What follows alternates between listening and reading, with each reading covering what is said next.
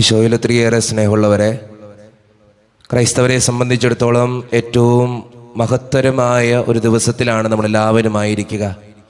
ദുഃഖ വെള്ളിയാഴ്ച. നമ്മുടെ ജീവിതത്തിന് വേണ്ടി, നമ്മൾ രക്ഷിക്കപ്പെടാൻ വേണ്ടി, നമുക്ക് വേണ്ടി മരിച്ച ഈശോയുടെ പീഡാനുഭവ സഹനങ്ങളെ ഓർക്കുന്ന ഒരു ദിവസം.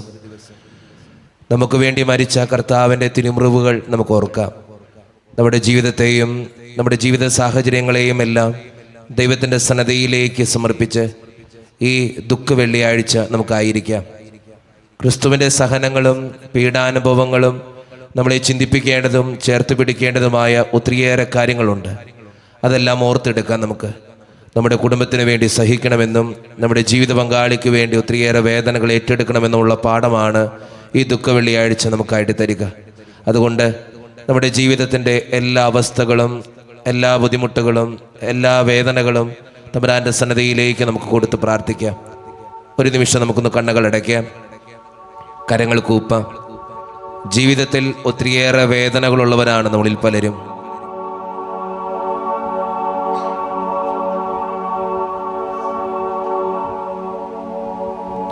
ഒത്തിരിയേറെ സഹനങ്ങളുള്ളവരാണ്. ആ വേദനകളും സങ്കടങ്ങളും എല്ലാം ദൈവത്തിൻ്റെ കരങ്ങളിലേക്ക് നമുക്ക് സമർപ്പിക്കാം. ഈശോയെ, നീ എൻ്റെ ജീവിതത്തിലേക്ക്, എൻ്റെ കുടുംബത്തിലേക്ക് കടന്നു വരണമേ എന്ന് പ്രാർത്ഥിക്കാം. നമ്മുടെ വ്യക്തിപരമായിട്ടുള്ള ഓരോ പ്രാർത്ഥനകളും നിയോഗങ്ങളും ദൈവത്തിൻ്റെ സന്നദ്ധയിലേക്ക് കൊടുത്തുകൊണ്ട് ഇന്നത്തെ ഈ വിശുദ്ധ ബലി, ഇന്നത്തെ ഈ തിരുക്രമങ്ങൾ ഏറ്റവും ഭക്തിയോടെ നമുക്കെല്ലാവർക്കും പങ്കുചേർന്ന് ദൈവത്തോട് നമുക്ക് പ്രാർത്ഥിക്കാം.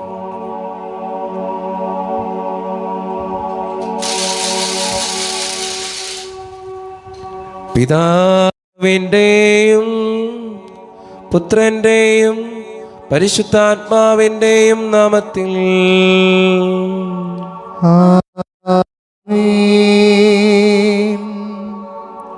അത്യുന്നതങ്ങളിൽ ദൈവത്തിന് സ്തുതി.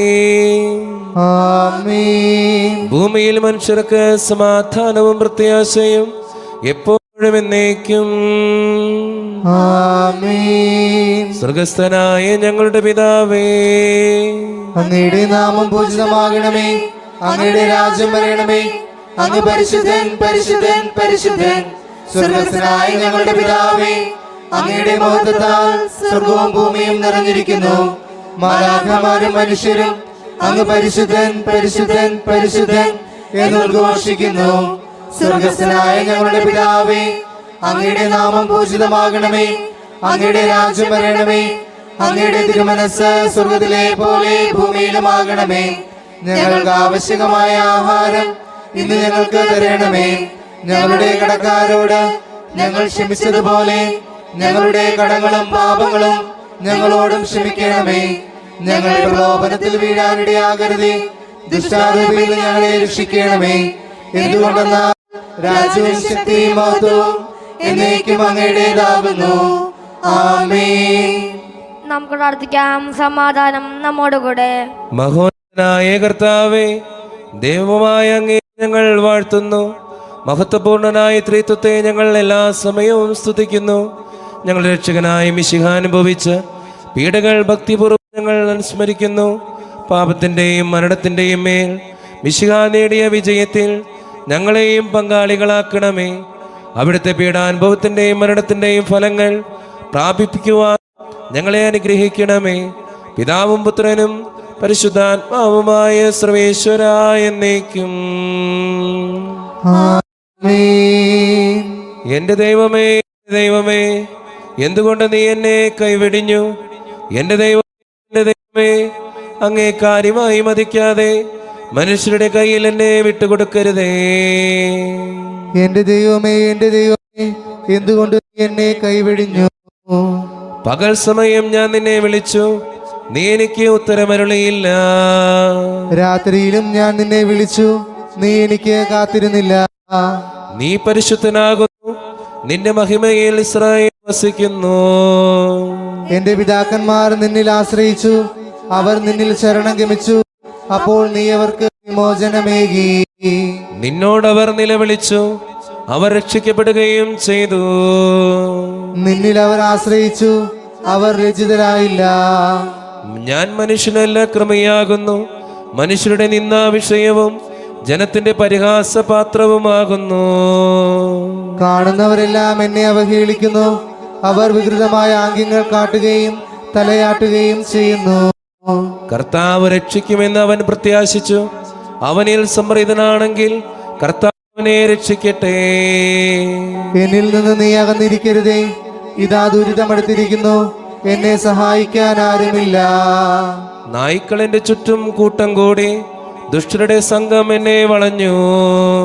എന്റെ കൈകളും കാലുകളും അവർ തുളച്ചു, അസ്ഥികളെല്ലാം പ്രലപിച്ചു. ആക്ഷേപപൂർവ്വം അവർ തുറിച്ചു നോക്കി.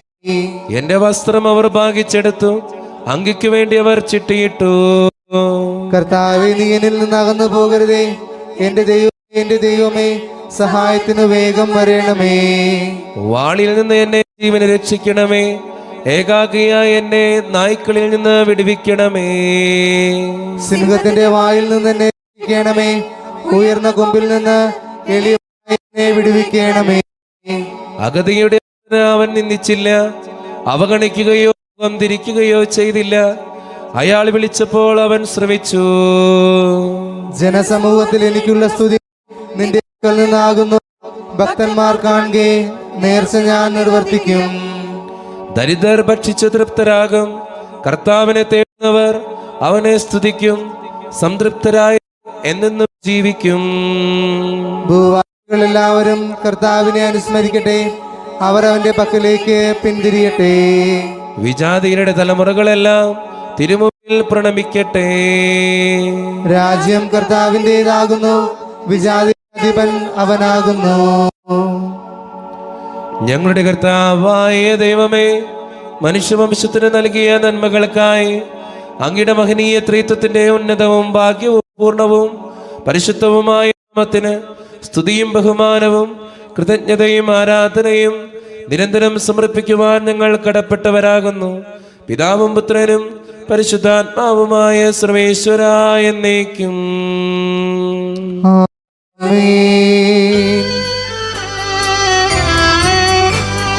സർവാധിപനാം കർത്താവേ, നിൻ സ്തുതി ഞങ്ങൾ പാടുന്നു. ഈശോവിനയമോടെ നിന്നെ നമിച്ചു പുകഴ്ത്തുന്നു. മർത്യനു നിത്യമഹോന്നതമാ ഉദ്ധാനം നീ അരുളുന്നു. അവനുടെ ആത്മാവിൻ ഉത്തമരക്ഷയുമേകുന്നു. നമുക്ക് പ്രാർത്ഥിക്കാം. സമാധാനം നമ്മോടുകൂടെ. എന്റെ കർത്താവേ, നീ സത്യമായും ഞങ്ങളുടെ ശരീരങ്ങളെ ഉയർപ്പിക്കുന്നവനും ആത്മാക്കളെ രക്ഷിക്കുന്നവനും ജീവനെ നിത്യം പരിപാലിക്കുന്നവനുമാകുന്നു. ഞങ്ങളെപ്പോഴും നിനക്ക് സ്തുതിയും കൃതജ്ഞതയും ആരാധനയും സമർപ്പിക്കുവാൻ കടപ്പെട്ടവരാകുന്നു. സകലത്തിന്റെയും നാഥായ എന്നേക്കും. ആമേൻ.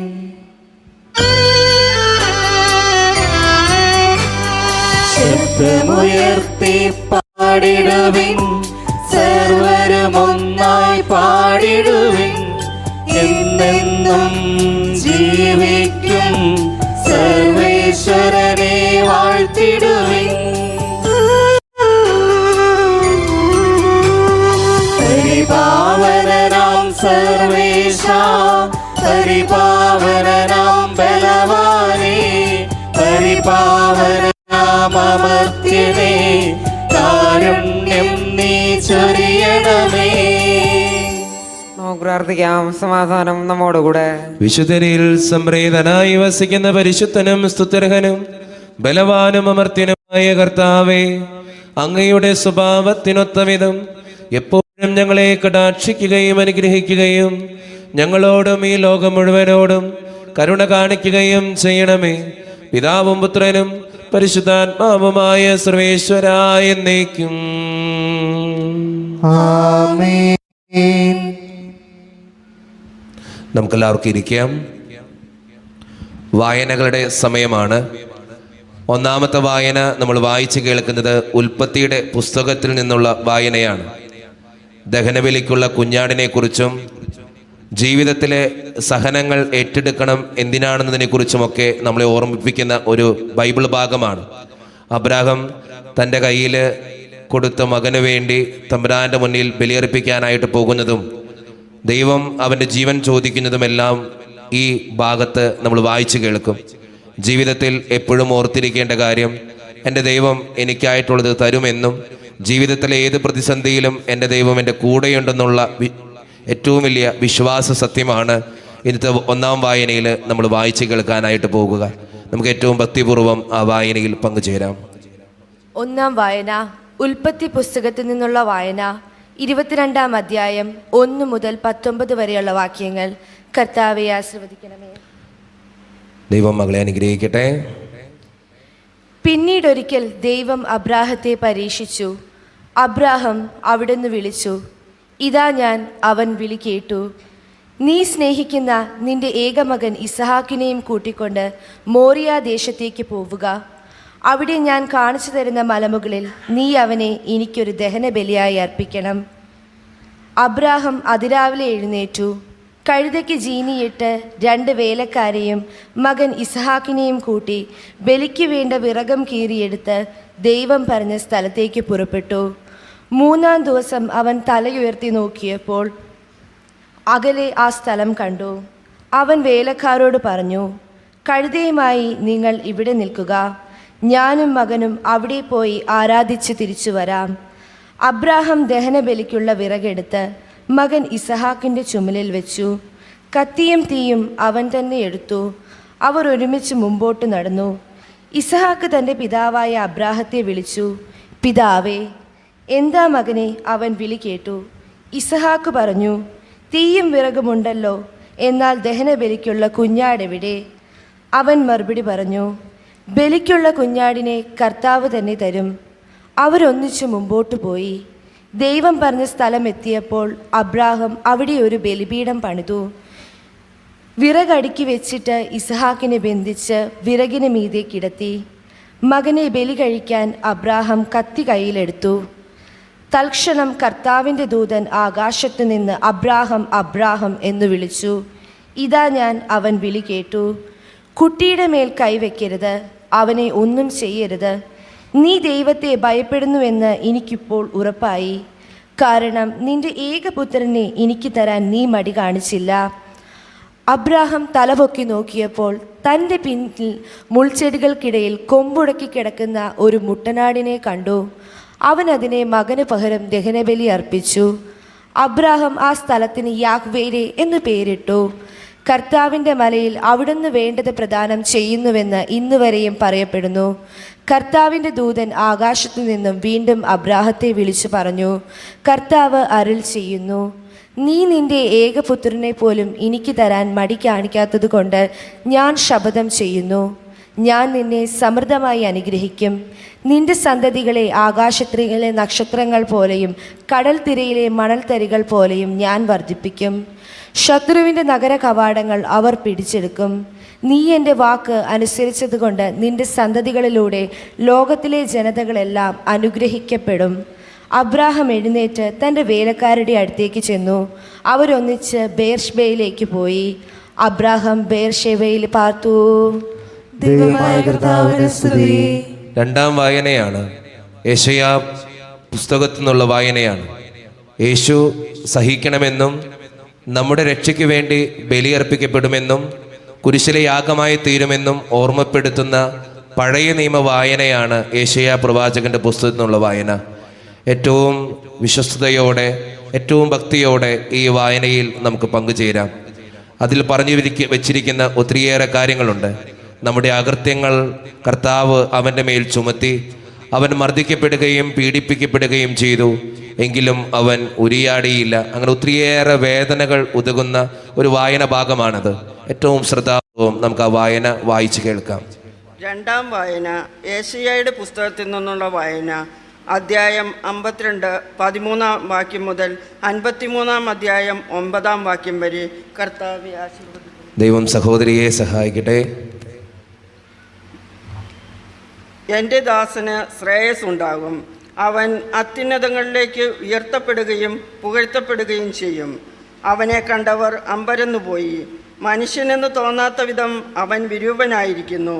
അവൻ്റെ രൂപം മനുഷ്യൻ്റേതല്ല. അവൻ അനേക ജനതകളെ പരിഭ്രാന്തരാക്കും. രാജാക്കന്മാർ അവൻ മൂലം നിശബ്ദരാകും. അവരോട് പറഞ്ഞിട്ടില്ലാത്തവ അവർ കാണും, കേട്ടിട്ടില്ലാത്തവ മനസ്സിലാക്കുകയും ചെയ്യും. നമ്മൾ കേട്ടത് ആര് വിശ്വസിച്ചു? കർത്താവിൻ്റെ കരം ആർക്ക് വെളിപ്പെട്ടിട്ടുണ്ട്? തൈച്ചെടി പോലെ വരണ്ട ഭൂമിയിൽ നിൽക്കുന്ന മുള പോലെ അവൻ അവിടുത്തെ മുൻപിൽ വളർന്നു. ശ്രദ്ധാർഹമായ രൂപഭംഗിയോ ഗാംഭീര്യമോ ആകർഷകമായ സൗന്ദര്യമോ അവനുണ്ടായിരുന്നില്ല. അവൻ മനുഷ്യരാൽ നിന്ദിക്കപ്പെടുകയും ഉപേക്ഷിക്കപ്പെടുകയും ചെയ്തു. അവൻ വേദനയും ദുഃഖവും നിറഞ്ഞവനായിരുന്നു. അവനെ കണ്ടവർ മുഖം തിരിച്ചു കളഞ്ഞു.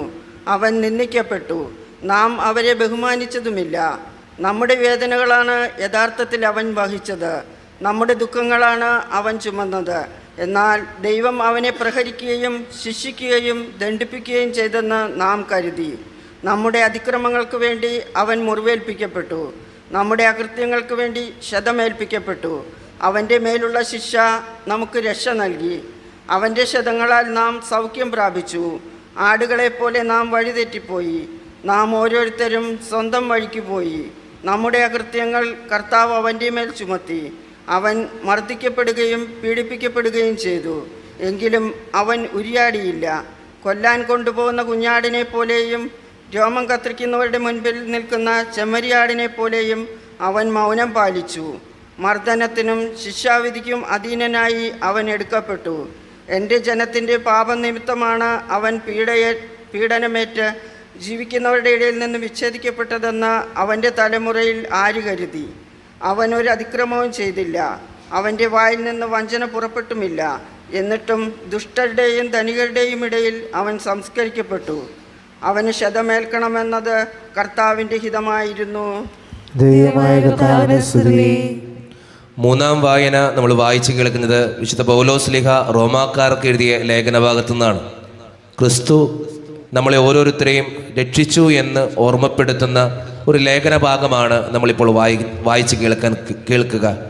ക്രിസ്തു നമ്മുടെ പാപങ്ങൾ മാറ്റിക്കളഞ്ഞു എന്നും ഒരു മനുഷ്യൻ മൂലം വളരെ പേർ രക്ഷിക്കപ്പെട്ടുവെന്നും അന്ധകാരത്തിലായിരുന്ന ഒരു ജനം പ്രകാശം കണ്ടുവെന്നും ഓർമ്മിപ്പിക്കുന്ന വളരെ സുന്ദരമായ ഒരു ലേഖനഭാഗമാണ് നമ്മളിപ്പോൾ വായിച്ച് കേൾക്കുക.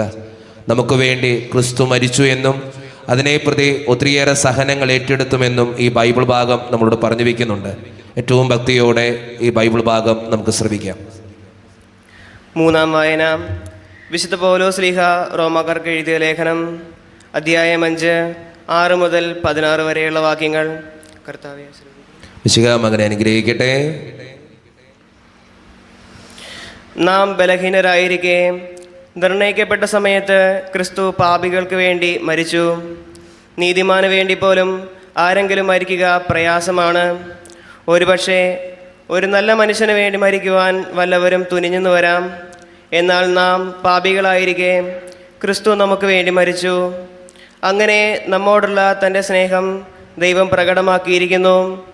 ആകയാൽ ഇപ്പോൾ അവൻ്റെ രക്തത്താൽ നീതീകരിക്കപ്പെട്ട നാം അവൻ മൂലം ക്രോധത്തിൽ നിന്ന് രക്ഷിക്കപ്പെടുമെന്നത് തീർച്ചയാണല്ലോ. നാം ശത്രുക്കളായിരുന്നപ്പോൾ അവിടുത്തെ പുത്രൻ്റെ മരണത്താൽ ദൈവവുമായി രമ്യതപ്പെട്ടുവെങ്കിൽ രമ്യതപ്പെട്ടതിന് ശേഷം അവൻ്റെ ജീവൻ മൂലം രക്ഷിക്കപ്പെടുമെന്നതും തീർച്ച. മാത്രമല്ല, നമ്മുടെ കർത്താവായ യേശു ക്രിസ്തു വഴി നാം ദൈവത്തിൽ അഭിമാനിക്കുകയും ചെയ്യുന്നു. അവൻ വഴിയാണല്ലോ നാം ഇപ്പോൾ അനുരഞ്ജനം സാധിച്ചിരിക്കുന്നത്. ഒരു മനുഷ്യൻ മൂലം പാപവും പാപം മൂലം മരണവും ലോകത്തിൽ പ്രവേശിച്ചു. അപ്രകാരം എല്ലാവരും പാപം ചെയ്തതുകൊണ്ട് മരണം എല്ലാവരിലും വ്യാപിച്ചു. നിയമം നൽകുന്നതിന് മുമ്പ് തന്നെ പാപം ലോകത്തിലുണ്ടായിരുന്നു. എന്നാൽ നിയമമില്ലാത്തപ്പോൾ പാപം കണക്കിലെടുക്കപ്പെടുന്നില്ല. ആദത്തിൻ്റെ പാപത്തിന് സദൃശ്യമായ പാപം ചെയ്യാതിരുന്നവരുടെ മേൽ പോലും ആദത്തിൻ്റെ കാലം മുതൽ മോശയുടെ കാലം വരെ മരണം ആധിപത്യം പുലർത്തി. ആദം വരാനിരുന്നവൻ്റെ പ്രതിരൂപമാണ്. എന്നാൽ പാപം പോലെയല്ല കൃപാദാനം. ഒരു മനുഷ്യൻ്റെ പാപം മൂലം വളരെ പേർ മരിച്ചുവെങ്കിൽ ദൈവകൃപയും യേശുക്രിസ്തു എന്ന ഒരു മനുഷ്യൻ്റെ കൃപാദാനവും അനേകർക്ക് എത്രയധികം സമൃദ്ധമായി ലഭിച്ചിരിക്കുന്നു. ഒരുവൻ്റെ പാപത്തിൽ നിന്നുളവായ ഫലം പോലെയല്ല ഈ ദാനം. ഒരു പാപത്തിൻ്റെ ഫലമായി ഉണ്ടായ വിധി ശിക്ഷയ്ക്ക് കാരണമായി. അനേകം പാപങ്ങൾക്ക് ശേഷം ആഗതമായ കൃപാദാനമാകട്ടെ നീതീകരണത്തിന് കാരണമായി. നമ്മുടെ കർത്താവായ മിശിഹായ്ക്ക് സ്തുതി. സ്വന്തം ജനങ്ങൾക്കു ജീവനേക സർവേശനന്ദനൻ ഭൂവിൽ വന്നു. സ്വന്തം ജനങ്ങൾക്കു ജീവനേക സർവേശനന്ദനൻ ഭൂവിൽ വന്നു. കുരിശാണാനാഥനായി തീർത്തു ലോകം, വ്യതയാണാനാഥനിൽ ചേർത്തു ലോകം. കുരിശാണാനാഥനായി തീർത്തു ലോകം, വ്യതയാണാനാഥനിൽ ചേർത്തു ലോകം. ഇരുളിൽ പ്രകാശം തെളിച്ചു കാട്ടാ പരമപ്രകാശം കനിഞ്ഞിറങ്ങി. ഇരുളിൽ പ്രകാശം തെളിച്ചു കാട്ടാ പരമപ്രകാശം കനിഞ്ഞിറങ്ങി. കുരിശാണാനാഥനായി തീർത്തു ലോകം, വിധയാണാനാഥനിൽ ചേർത്തു ലോകം. കുരിശാണാനാഥനായി തീർത്തു ലോകം, വ്യതയാണാനാഥനിൽ ചേർത്തു ലോകം. പീഡാനുഭവ ചരിത്ര വായനയിലേക്ക് നമ്മളെല്ലാവരും പ്രവേശിക്കുകയാണ്. യേശുനാഥൻ ജീവിതത്തിൽ സഹിച്ച വേദനകള് പീഡാനുഭവ ചരിത്രം എന്ന ലേബലിൽ നമ്മൾ വായിച്ചു കേൾക്കുമ്പോൾ ഓർത്തിരിക്കുക, നമ്മളും ക്രിസ്തുവിനോടൊപ്പം യാത്ര ചെയ്യുകയാണ്. ക്രിസ്തു സഹിച്ച വേദനകളെയും ക്രിസ്തു കൊണ്ട അടികളെയും ക്രിസ്തു പലപ്പോഴും ക്രൂശും താങ്ങി വീണതും ഒക്കെ നമ്മുടെ ഓർമ്മയിൽ വരേണ്ട, ചിന്തിക്കേണ്ട കാര്യങ്ങളാണ്. ഏറ്റവും ഭക്തിയോടെ ഈ പീഡാനുഭവ ചരിത്ര വായനയിൽ നമുക്ക് പങ്കുചേരാം. നമുക്ക് പ്രാർത്ഥിക്കാം, ദൈവമേ, എനിക്ക് വേണ്ടി, എൻ്റെ പാപങ്ങൾക്ക് വേണ്ടി അങ്ങ് കുരിശെടുത്തതുപോലെ ഞങ്ങളുടെ ജീവിതത്തിൻ്റെ അവസ്ഥകളിൽ കുരിശെടുക്കാനുള്ള കൃപ ഞങ്ങൾക്ക് തരണമേ എന്ന് ഏറ്റവും ഭക്തിയോടെ പീഡാനുഭവ ചരിത്ര വായനയിൽ നമുക്കെല്ലാവർക്കും പങ്കുചേരാം.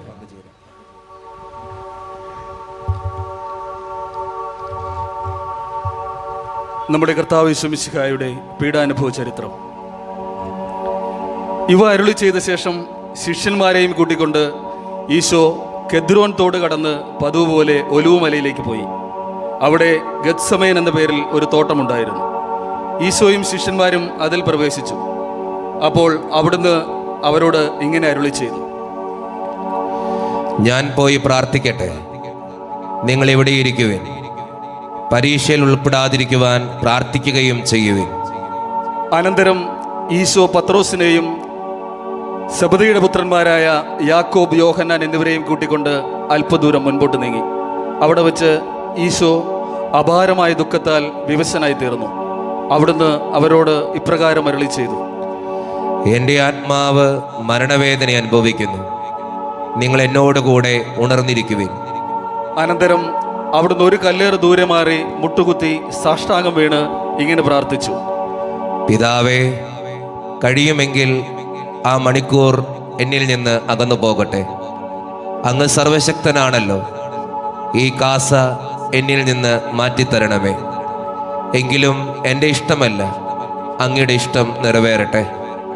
ഈശോ ശിഷ്യന്മാരുടെ പക്കലേക്ക് മടങ്ങിച്ചെന്നപ്പോൾ അവർ ഉറങ്ങുന്നതാണ് കണ്ടത്. അപ്പോൾ അവിടുന്ന് പത്രോസിനോട് ചോദിച്ചു: ശിമയോനെ, നീ ഉറങ്ങുകയാണോ? 1 മണിക്കൂർ നേരം എന്നോട് കൂടെ ഉണർന്നിരിക്കുവാൻ നിങ്ങൾക്ക് കഴിഞ്ഞില്ലല്ലോ. പരീക്ഷയിൽ ഉൾപ്പെടാതിരിക്കുവാൻ ഉണർന്നിരുന്ന് പ്രാർത്ഥിക്കുവിൻ. ആത്മാവ് സന്നദ്ധമാണെങ്കിലും ശരീരം ബലഹീനമായിരിക്കുന്നു. അവിടുന്ന് വീണ്ടും പോയി അതേ വാക്കുകൾ തന്നെ പറഞ്ഞ് പ്രാർത്ഥിച്ചു: എൻ്റെ പിതാവേ, ഈ കാസ ഞാൻ കുടിക്കാതെ നിവൃത്തിയില്ലെങ്കിൽ അങ്ങയുടെ ഇഷ്ടം നിറവേറട്ടെ. ഈശോ വീണ്ടും തിരിച്ചു ചെന്നപ്പോഴും അവർ ഉറങ്ങുന്നതായിട്ടാണ് കണ്ടത്. അവരുടെ കണ്ണുകൾ അത്രയ്ക്ക് നിദ്രാഭാരമുള്ളവയായിരുന്നു. അവിടുത്തോട് എന്തു മറുപടി പറയണമെന്നറിയാതെ അവർ വിഷമിച്ചു. ഈശോ അവരെ വിട്ട് 3-ാം പ്രാവശ്യവും പ്രാർത്ഥിക്കുവാൻ പോയി. അവിടുന്ന് അതേ വാക്കുകൾ തന്നെ ഉരുവിട്ടുകൊണ്ടിരുന്നു. അപ്പോൾ ഈശോയെ ധൈര്യപ്പെടുത്തുവാൻ സ്വർഗത്തിൽ നിന്നൊരു മാലാഖ പ്രത്യക്ഷനായി. വേദന കഠോരമായപ്പോൾ അവിടുന്ന് കൂടുതൽ തീഷ്ണതയോടെ പ്രാർത്ഥിച്ചു. അപ്പോൾ അവിടുത്തെ വീർപ്പ് തുള്ളികൾ രക്തത്തുള്ളികളായി നിലത്തു വീണു. അവിടുന്ന് പ്രാർത്ഥന കഴിഞ്ഞ് എഴുന്നേറ്റ് 3-ാം പ്രാവശ്യം ശിഷ്യന്മാരുടെ അടുക്കലേക്ക് ചെന്നു. അവർ അപ്പോഴും ദുഃഖാർത്ഥരായി തളർന്നുറങ്ങുകയായിരുന്നു. അവിടുന്ന് അവരോട് അരുളി ചെയ്തു, ഇപ്പോഴും നിങ്ങൾ ഉറങ്ങി വിശ്രമിക്കുകയാണോ? ഇതാ, മനുഷ്യപുത്രൻ പാപികളുടെ കൈകളിൽ ഏൽപ്പിക്കപ്പെടുവാനുള്ള സമയമായി. എഴുന്നേൽക്കുവിൻ, നമുക്ക് പോകാം. എന്നെ ഒറ്റിക്കൊടുക്കുന്നവൻ എത്തിക്കഴിഞ്ഞു. അവിടുത്തെ ഒറ്റിക്കൊടുത്ത യൂദാസിന് ആ സ്ഥലം അറിയാമായിരുന്നു. എന്തെന്നാൽ ശിഷ്യന്മാരും ഒന്നിച്ച് ഈശോ പലപ്പോഴും അവിടെ പോകാറുണ്ടായിരുന്നു. യൂദാസ് പട്ടാളത്തെയും പ്രധാന ആചാര്യന്മാരെയും പ്രീസന്മാരെയും സേവകന്മാരെയും കൂട്ടിക്കൊണ്ട് അവിടെ ചെന്നു. അവർ വിളക്കുകളും പന്തങ്ങളും വാളുകളും വടികളും എടുത്തിരുന്നു. ഈശോ ശിഷ്യന്മാരോട് സംസാരിച്ചു കൊണ്ടിരിക്കുമ്പോഴാണ് 12 പേരിൽ ഒരുവനായ യൂദാസ് അവിടെ എത്തിയത്. ഒറ്റിക്കൊടുക്കാനിരുന്നവൻ അവരോട് ഇങ്ങനെ പറഞ്ഞിട്ടുണ്ടായിരുന്നു, ഞാൻ ഒരാളെ ചുംബിക്കും, അവനാണ് മിശിഹ. അവനെ നിങ്ങൾ ശ്രദ്ധാപൂർവം പിടിച്ചുകൊള്ളണം. അടുത്തെത്തിയ ഉടനെ യൂദാസ് ഇപ്രകാരം പറഞ്ഞുകൊണ്ട് ഈശോയെ ചുംബിച്ചു. ഗുരു, സ്വസ്തി. അപ്പോൾ ഈശോ അയാളോട് ചോദിച്ചു, സ്നേഹിത, നീ ഇതിനാണോ വന്നത്? യൂദാസെ, ചുംബിച്ചുകൊണ്ട് നീ മനുഷ്യപുത്രനെ ഒറ്റിക്കൊടുക്കുകയാണോ? സംഭവിക്കാൻ പോകുന്നതെല്ലാം അറിഞ്ഞിരുന്ന ഈശോ അവരുടെ അടുക്കിലേക്ക് ചെന്ന് ഇപ്രകാരം ചോദിച്ചു, നിങ്ങൾ ആരെയാണ് അന്വേഷിക്കുന്നത്? അവർ അവിടുത്തോട് പറഞ്ഞു, നസ്രായനായ ഈശോയെയാണ് ഞങ്ങൾ അന്വേഷിക്കുന്നത്. ഈശോ അവരോട് അരുളി ചെയ്തു, അത് ഞാൻ തന്നെയാകുന്നു. അവിടുത്തെ ഒറ്റിക്കൊടുത്ത യൂദാസും അക്കൂട്ടത്തിലുണ്ടായിരുന്നു. അത് ഞാൻ തന്നെയാകുന്നു എന്ന് അവിടുന്ന് അരുളി ചെയ്ത ക്ഷണത്തിൽ അവരെല്ലാവരും പുറകോട്ട് മറിഞ്ഞു വീണു. ഈശോ വീണ്ടും അവരോട് ചോദിച്ചു, നിങ്ങൾ ആരെയാണ് അന്വേഷിക്കുന്നത്? അവർ വീണ്ടും പറഞ്ഞു, നസ്രായനായ ഈശോയെയാണ് ഞങ്ങൾ അന്വേഷിക്കുന്നത്. അവിടുന്ന് അവരോട് അരുളി ചെയ്തു, അത് ഞാൻ തന്നെയാണെന്ന് നിങ്ങളോട് പറഞ്ഞു കഴിഞ്ഞല്ലോ. എന്നെയാണ് നിങ്ങൾ അന്വേഷിക്കുന്നതെങ്കിൽ ഇവരെല്ലാം പോയിക്കൊള്ളട്ടെ. അങ്ങ് എന്നെ ഏൽപ്പിച്ചിരുന്നവരിൽ ആരെയും ഞാൻ നഷ്ടപ്പെടുത്തിയില്ല എന്നുള്ള തൻ്റെ വചനം പൂർത്തിയാക്കുവാനാണ് അവിടുന്ന് ഇപ്രകാരം പറഞ്ഞത്. എന്താണ് സംഭവിക്കാൻ പോകുന്നതെന്ന് മനസ്സിലാക്കിയ ശിഷ്യന്മാർ അവിടുത്തോട് ചോദിച്ചു, കർത്താവെ, ഞങ്ങളും വാളെടുക്കട്ടെയോ? ശിമയോൻ പത്രോസിന്റെ കൈവശം ഒരു വാളുണ്ടായിരുന്നു. അയാൾ പെട്ടെന്ന് അത് ഊരി പ്രധാനാചാര്യന്റെ സേവകനെ വെട്ടി അവന്റെ വലത് ചെവി മുറിച്ചു കളഞ്ഞു. ആ സേവകന്റെ പേര് മാൽക്കൂസ് എന്നായിരുന്നു. അവന്റെ ചെവി തൊട്ട് സുഖപ്പെടുത്തിയ ശേഷം ഈശോ പത്രോസിനോട് ഇങ്ങനെ അരുളി ചെയ്തു, വാൾ അതിൻ്റെ ഉറപ്പിടുക. വാളെടുക്കുന്നവൻ വാളാൽ തന്നെ മരിക്കും. ഞാൻ എൻ്റെ പിതാവിനോട് അപേക്ഷിച്ചാൽ ക്ഷണം നേരം കൊണ്ട് 12-ലേറെ വ്യൂഹം മാലാഖമാരെ അയച്ച് ശത്രുകരങ്ങളിൽ നിന്ന് എന്നെ രക്ഷിക്കില്ലെന്നാണോ നീ കരുതുന്നത്? അങ്ങനെ ചെയ്താൽ ഇതെല്ലാം സംഭവിക്കണമെന്ന തിരുവെഴുത്ത് എങ്ങനെ പൂർത്തിയാകും? എൻ്റെ പിതാവ് എനിക്ക് തന്ന കാസ ഞാൻ കുടിക്കേണ്ടതല്ലയോ? അനന്തരം ഈശോ ആ ജനക്കൂട്ടത്തോട് അരുളി ചെയ്തു, ഒരു കവർച്ചക്കാരനെ പിടിക്കാൻ എന്ന വേണം വാളുകളും വടികളുമായി നിങ്ങൾ ഇപ്പോൾ എൻ്റെ അടുക്കൽ വന്നിരിക്കുന്നു. ഞാൻ എല്ലാ ദിവസവും ദേവാലയത്തിൽ പഠിപ്പിച്ചിരുന്നവനല്ലേ? അന്നൊന്നും നിങ്ങൾ എന്നെ പിടികൂടിയില്ലല്ലോ. ഇത് നിങ്ങളുടെ സമയമാണ്. ഇത് അന്ധകാരത്തിൻ്റെ ഭരണമാണ്. പ്രവചനങ്ങൾ പൂർത്തിയാക്കുവാൻ ഇങ്ങനെയെല്ലാം സംഭവിച്ചേ മതിയാവൂ. അപ്പോൾ സഹസ്രാധിപനും പട്ടാളക്കാരും യൂതന്മാരുടെ പരിചാരകരും ചേർന്ന് ഈശോയെ പിടിച്ച് ബന്ധിച്ചു. അതുകൊണ്ട് ശിഷ്യന്മാരെല്ലാവരും അവിടുത്തെ ഉപേക്ഷിച്ച് ഓടിപ്പോയി. എന്നാൽ ഒരു യുവാവ് ഈശോയെ അനുഗമിച്ചിരുന്നു. അവർ അയാളെ പിടികൂടി ധരിച്ചിരുന്ന വസ്ത്രം ഉപേക്ഷിച്ച് അയാളും ഓടി രക്ഷപ്പെട്ടു. ഈശോയെ ആദ്യം അവർ അന്നാസിന്റെ പക്കലേക്കാണ് കൊണ്ടുപോയത്. എന്തെന്നാൽ അയാൾ അക്കൊല്ലത്തെ മഹാപുരോഹിതനായിരുന്ന കയ്യപ്പായുടെ ശ്വശുരനായിരുന്നു. ജനങ്ങൾ ഒന്നാകെ നശിക്കാതിരിക്കാൻ ഒരാൾ അവർക്ക് പകരം മരിക്കുന്നതാണ് നല്ലതെന്ന് ഒരിക്കൽ പ്രസ്താവിച്ചിട്ടുള്ള ഒരു മനുഷ്യനായിരുന്നു കയ്യാപ്പ. പ്രധാനാചാര്യൻ ഈശോയോട് അവിടുത്തെ ശിഷ്യന്മാരെയും ഉപദേശത്തെയും പറ്റി ചോദിച്ചു. ഈശോ ഇപ്രകാരം മറുപടി പറഞ്ഞു, ഞാൻ ജനങ്ങളോട് പരസ്യമായിട്ടാണ് സംസാരിച്ചിട്ടുള്ളത്. യൂതന്മാരുടെ സംഘത്തിലും ദേവാലയത്തിലുമല്ലാതെ രഹസ്യമായി ഞാൻ ഒന്നും പഠിപ്പിച്ചിട്ടില്ല. പിന്നെ എന്തിനാണ് എന്നോട് ചോദിക്കുന്നത്? ഞാൻ എന്തു പറഞ്ഞുവെന്ന് എൻ്റെ ശ്രോതാക്കളോട് തന്നെ ചോദിക്കുക. ഞാൻ പറഞ്ഞതെല്ലാം അവർക്കറിയാമല്ലോ. അവിടുന്ന് അങ്ങനെ അരുളി ചെയ്തപ്പോൾ അടുത്തു നിന്നിരുന്ന ഒരു പരിചാരകൻ ഇപ്രകാരം ചോദിച്ചുകൊണ്ട് അവിടുത്തെ കവിൾത്തടത്തിൽ അടിച്ചു. ഇങ്ങനെയാണോ പ്രധാനാചാര്യനോട് മറുപടി പറയുന്നത്? ഈശോ അയാളോട് ചോദിച്ചു, ഞാൻ പറഞ്ഞതിൽ എന്തെങ്കിലും തെറ്റുണ്ടെങ്കിൽ അത് കാണിച്ചു തരിക. തെറ്റൊന്നുമില്ലെങ്കിൽ പിന്നെ എന്തിനാണ് എന്നെ അടിച്ചത്? അന്നാസ് ഈശോയെ ബന്ധിതനായി തന്നെ മഹാപുരോഹിതനായ കയ്യപ്പായുടെ അടുക്കലേക്ക് അയച്ചു. പ്രധാന ആചാര്യന്മാരും നിയമജ്ഞന്മാരും ജനപ്രമാണികളുമെല്ലാം അവിടെ സമ്മേളിച്ചിരുന്നു. പ്രധാന ആചാര്യന്മാരും ന്യായാധിപ സംഘവും ഈശോയെ വധശിക്ഷയ്ക്ക് വിധിക്കുവാനുള്ള തെളിവുണ്ടാക്കുവാൻ പരിശ്രമിക്കുകയായിരുന്നു. എന്നാൽ അതിലവർ പരാജയമടഞ്ഞു. പലരും അവിടത്തേക്കെതിരായി കള്ളസാക്ഷ്യം പറയുവാൻ തയ്യാറായി ചെന്നെങ്കിലും അവരുടെ സാക്ഷ്യങ്ങൾ തമ്മിൽ പൊരുത്തപ്പെടാതെ പോയി. അവസാനം 2 കള്ളസാക്ഷികൾ ചെന്ന് ഇങ്ങനെ മൊഴി കൊടുത്തു: മനുഷ്യനിർമ്മിതമായ ഈ ദേവാലയം നശിപ്പിച്ച് 3 ദിവസങ്ങൾക്കകം മനുഷ്യനിർമ്മിതമല്ലാത്ത മറ്റൊന്ന് ഞാൻ പണിയുമെന്ന് ഈ മനുഷ്യന് പറയുന്നത് ഞങ്ങൾ കേട്ടിട്ടുണ്ട്. എന്നാൽ അവിടെയും അവരുടെ സാക്ഷ്യങ്ങൾക്ക് തമ്മിൽ പൊരുത്തമില്ലായിരുന്നു. മഹാപുരോഹിതൻ അവരുടെ മധ്യേ എഴുന്നേറ്റ് നിന്നുകൊണ്ട് ഈശോയോട് ചോദിച്ചു, ഈ മനുഷ്യരെല്ലാം നിനക്കെതിരായി നൽകുന്ന സാക്ഷ്യങ്ങളെക്കുറിച്ച് നിനക്കൊന്നും പറയുവാനില്ലേ? ഈശോ യാതൊരു മറുപടിയും നൽകിയില്ല. മഹാപുരോഹിതൻ വീണ്ടും ചോദിച്ചു, നീ ദേവപുത്രനായ മിശിഹ തന്നെയുമെന്ന് ഞങ്ങളോട് പറയണമെന്ന് സജീവ ദൈവത്തിന്റെ നാമത്തിൽ ശപഥം ചെയ്ത് ഞാൻ ആവശ്യപ്പെടുന്നു. ഈശോ ഇങ്ങനെ അരുളി ചെയ്തു, അങ്ങ് തന്നെ അത് പറഞ്ഞു കഴിഞ്ഞിരിക്കുന്നു. മനുഷ്യപുത്രൻ സർവശക്തിന്റെ വലത്തുഭാഗത്തിരിക്കുന്നതും വാനമേഘങ്ങളിൽ എഴുന്നള്ളി വരുന്നതും നിങ്ങൾ കാണുമെന്ന് ഞാൻ നിങ്ങളോട് പറയുന്നു. അത് കേട്ടപ്പോൾ മഹാപുരോഹിതൻ തന്റെ വസ്ത്രങ്ങൾ വലിച്ചു കീറിക്കൊണ്ട് പറഞ്ഞു, ഇവൻ ദേവദൂഷണം പറഞ്ഞിരിക്കുന്നു. ഇനി സാക്ഷികളെ കൊണ്ട് നമുക്ക് എന്താവശ്യം? ഇവൻ ദേവദൂഷണം പറയുന്നത് നിങ്ങൾ തന്നെ കേട്ടല്ലോ. നിങ്ങളുടെ അഭിപ്രായം എന്താണ്? അവർ മറുപടി പറഞ്ഞു, ഇവൻ മരണശിക്ഷയ്ക്ക് അർഹനാകുന്നു. പിന്നീട് അവർ അവിടുത്തെ മുഖത്തെ തുപ്പുകയും ഇടിക്കുകയും കരണത്തടിക്കുകയും ചെയ്തു. കണ്ണുകൾ മൂടിക്കെട്ടിയ ശേഷം ഇപ്രകാരം ചോദിച്ചുകൊണ്ട് അവിടുത്തെ അടിച്ചു, നിന്നെ അടിച്ചത് ആരാണെന്ന് പ്രവചിക്കുക. അവർ അവിടുത്തേക്കെതിരായി പല ദൂഷണങ്ങളും പറഞ്ഞുകൊണ്ടിരുന്നു. ശിമയോൻ പത്രോസും മറ്റൊരു ശിഷ്യനും മഹാപുരോഹിതന്റെ അങ്കണം വരെ ദൂരത്തുകൂടി ഈശോയെ അനുഗമിക്കുന്നുണ്ടായിരുന്നു. ആ ശിഷ്യൻ മഹാപുരോഹിതനെ പരിചയമുണ്ടായിരുന്നതിനാൽ ഈശോയുടെ കൂടെ മഹാപുരോഹിതന്റെ നടുമുറ്റത്ത് പ്രവേശിക്കുവാൻ സാധിച്ചു. എന്നാൽ പത്രോസ് പുറത്തു വാതിൽക്കൽ നിൽക്കുകയായിരുന്നു. അതിനാൽ മഹാപുരോഹിതനെ പരിചയമുണ്ടായിരുന്ന മറ്റേ ശിഷ്യൻ ചെന്ന് വാതിൽ കാവൽക്കാരിയോട് ശുപാർശ ചെയ്തു. ശിമയോൻ പത്രോസിനെയും അകത്ത് പ്രവേശിപ്പിച്ചു. ആ വാതിൽ കാവൽക്കാരി ശിമയോനോട് ചോദിച്ചു, താനും ആ മനുഷ്യന്റെ ഒരു ശിഷ്യനല്ലയോ? പെട്ടെന്ന് അയാൾ മറുപടി പറഞ്ഞു, ഞാൻ ആ മനുഷ്യന്റെ ശിഷ്യനല്ല. കാര്യങ്ങൾ എങ്ങനെ അവസാനിക്കുമെന്ന് കാണാനായി ശിമയോൻ ഭൃത്യന്മാരോടുകൂടെ അകത്തു കാത്തിരുന്നു.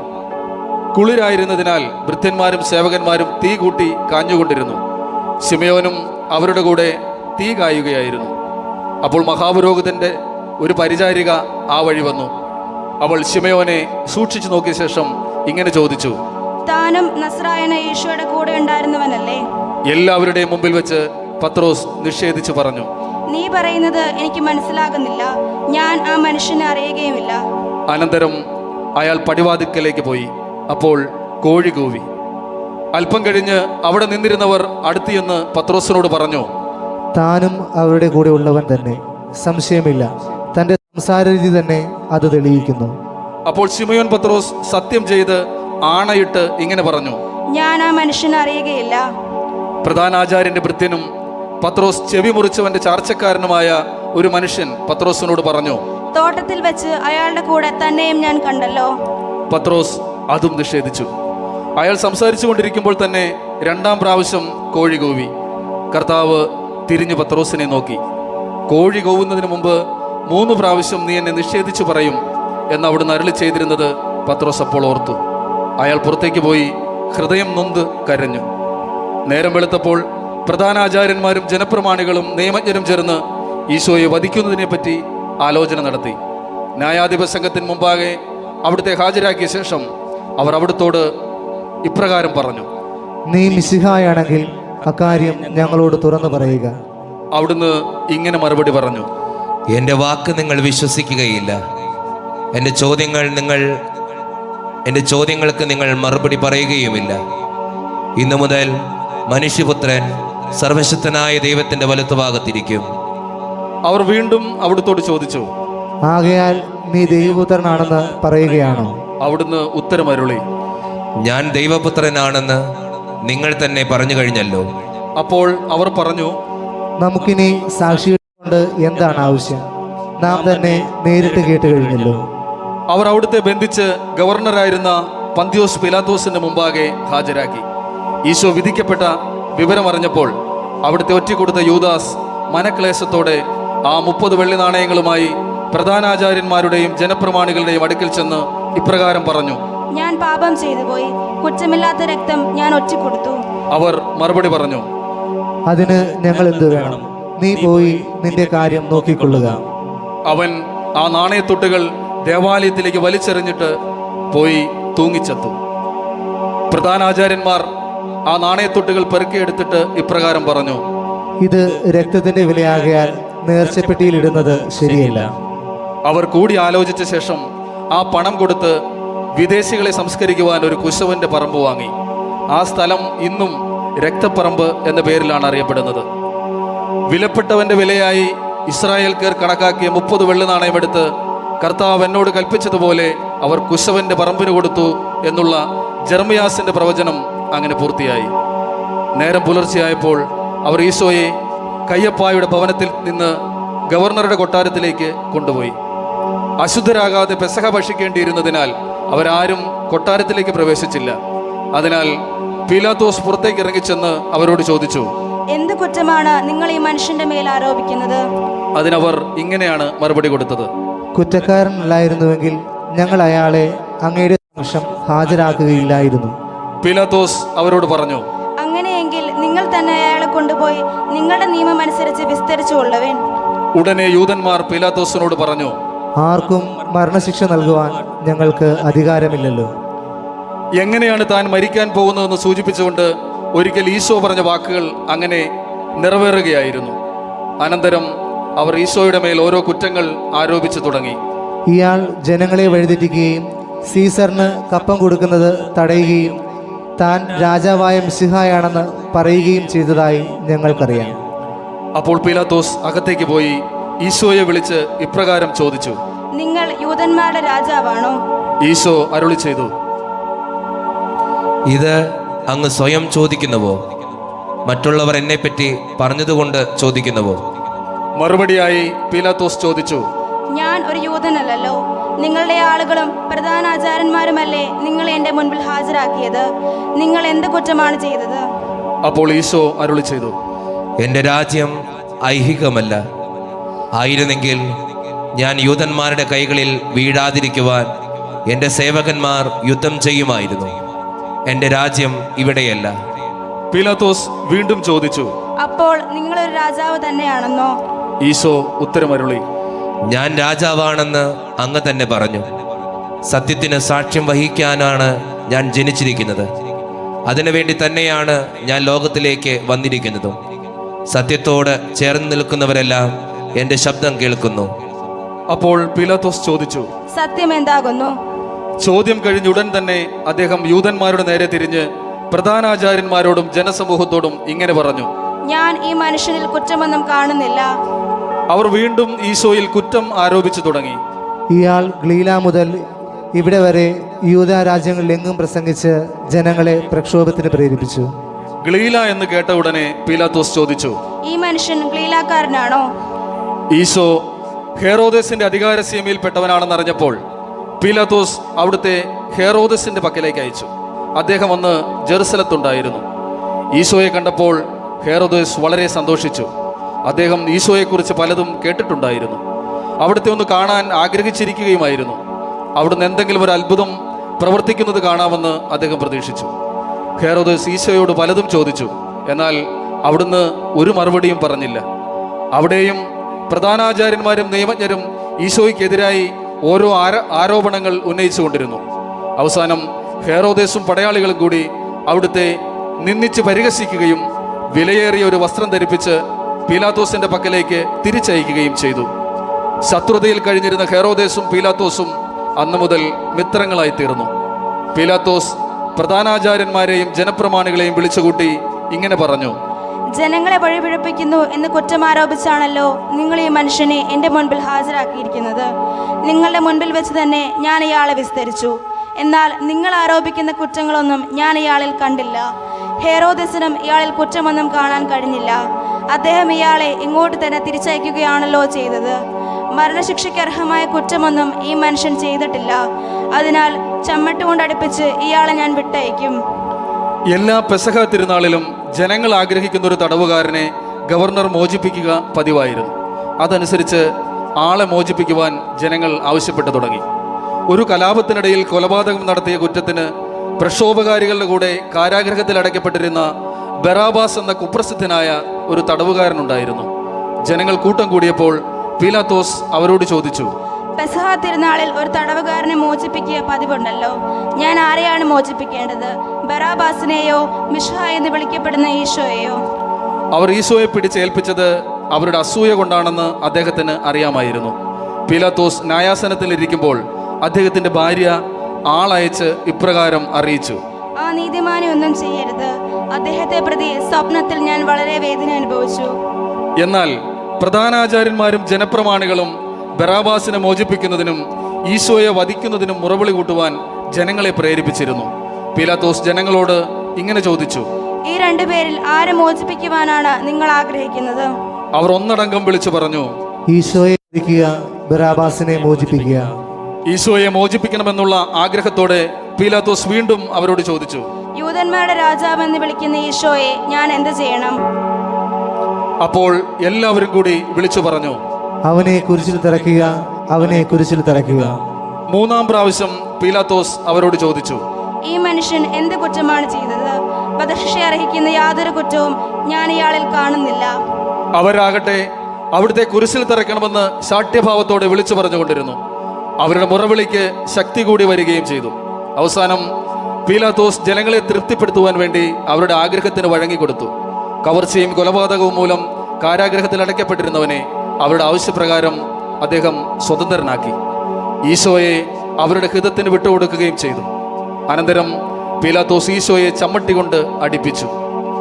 പടയാളികൾ ഈശോയെ കൊട്ടാരത്തിന്റെ അങ്കണത്തിലേക്ക് കൂട്ടിക്കൊണ്ടുപോയി. സൈന്യദളങ്ങളെയെല്ലാം അവിടെ വിളിച്ചുകൂട്ടി.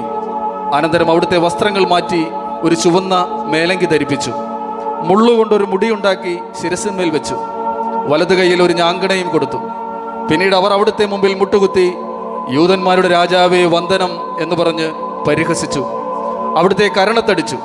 അനന്തരം ഞാങ്കണയെടുത്ത് ശിരസിലടിക്കുകയും തുപ്പുകയും ചെയ്തു.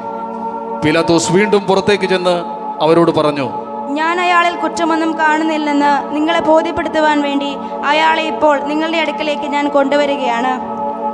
മുൾക്കിരീടവും ചുവന്ന മേലങ്കിയും ധരിച്ചിരുന്ന ഈശോയെ ഉടനെ പുറത്തേക്ക് കൊണ്ടുവന്നു. അപ്പോൾ പീലാത്തോസ് അവരോട് പറഞ്ഞു, ഇതാണ് ആ മനുഷ്യൻ. പ്രധാന ആചാര്യന്മാരും പരിചാരകരും അവിടുത്തെ കണ്ടപ്പോൾ അട്ടഹസിച്ചുകൊണ്ട് പറഞ്ഞു, അവനെ കുരിശിൽ തറയ്ക്കുക, അവനെ കുരിശിൽ തറയ്ക്കുക. പീലാത്തോസ് പ്രതിവചിച്ചു, നിങ്ങൾ തന്നെ അയാളെ കൊണ്ടുപോയി കുരിശിൽ തറച്ചുകൊള്ളുവിൻ. ഞാൻ അയാളിൽ കുറ്റമൊന്നും കാണുന്നില്ല. അപ്പോൾ യൂദന്മാർ അദ്ദേഹത്തോട് പറഞ്ഞു, ഞങ്ങൾക്ക് ഒരു നിയമമുണ്ട്. ആ നിയമമനുസരിച്ച് അവൻ വധശിക്ഷയ്ക്ക് അർഹനാകുന്നു. എന്തെന്നാൽ താൻ ദൈവപുത്രനാണെന്ന് അവൻ അവകാശപ്പെടുന്നു. അത് കേട്ടപ്പോൾ പീലാത്തോസ് അത്യധികം ഭയപ്പെട്ടു. അതിനാൽ വീണ്ടും അകത്ത് എന്ന് അദ്ദേഹം ഈശോയോട് ചോദിച്ചു, നിങ്ങൾ ആരാകുന്നു? ഈശോ അതിന് മറുപടി നൽകിയില്ല. പീലാത്തോസ് വീണ്ടും അവിടുത്തോട് ചോദിച്ചു, എന്നോട് നിങ്ങൾ മറുപടി പറയുകയില്ലേ?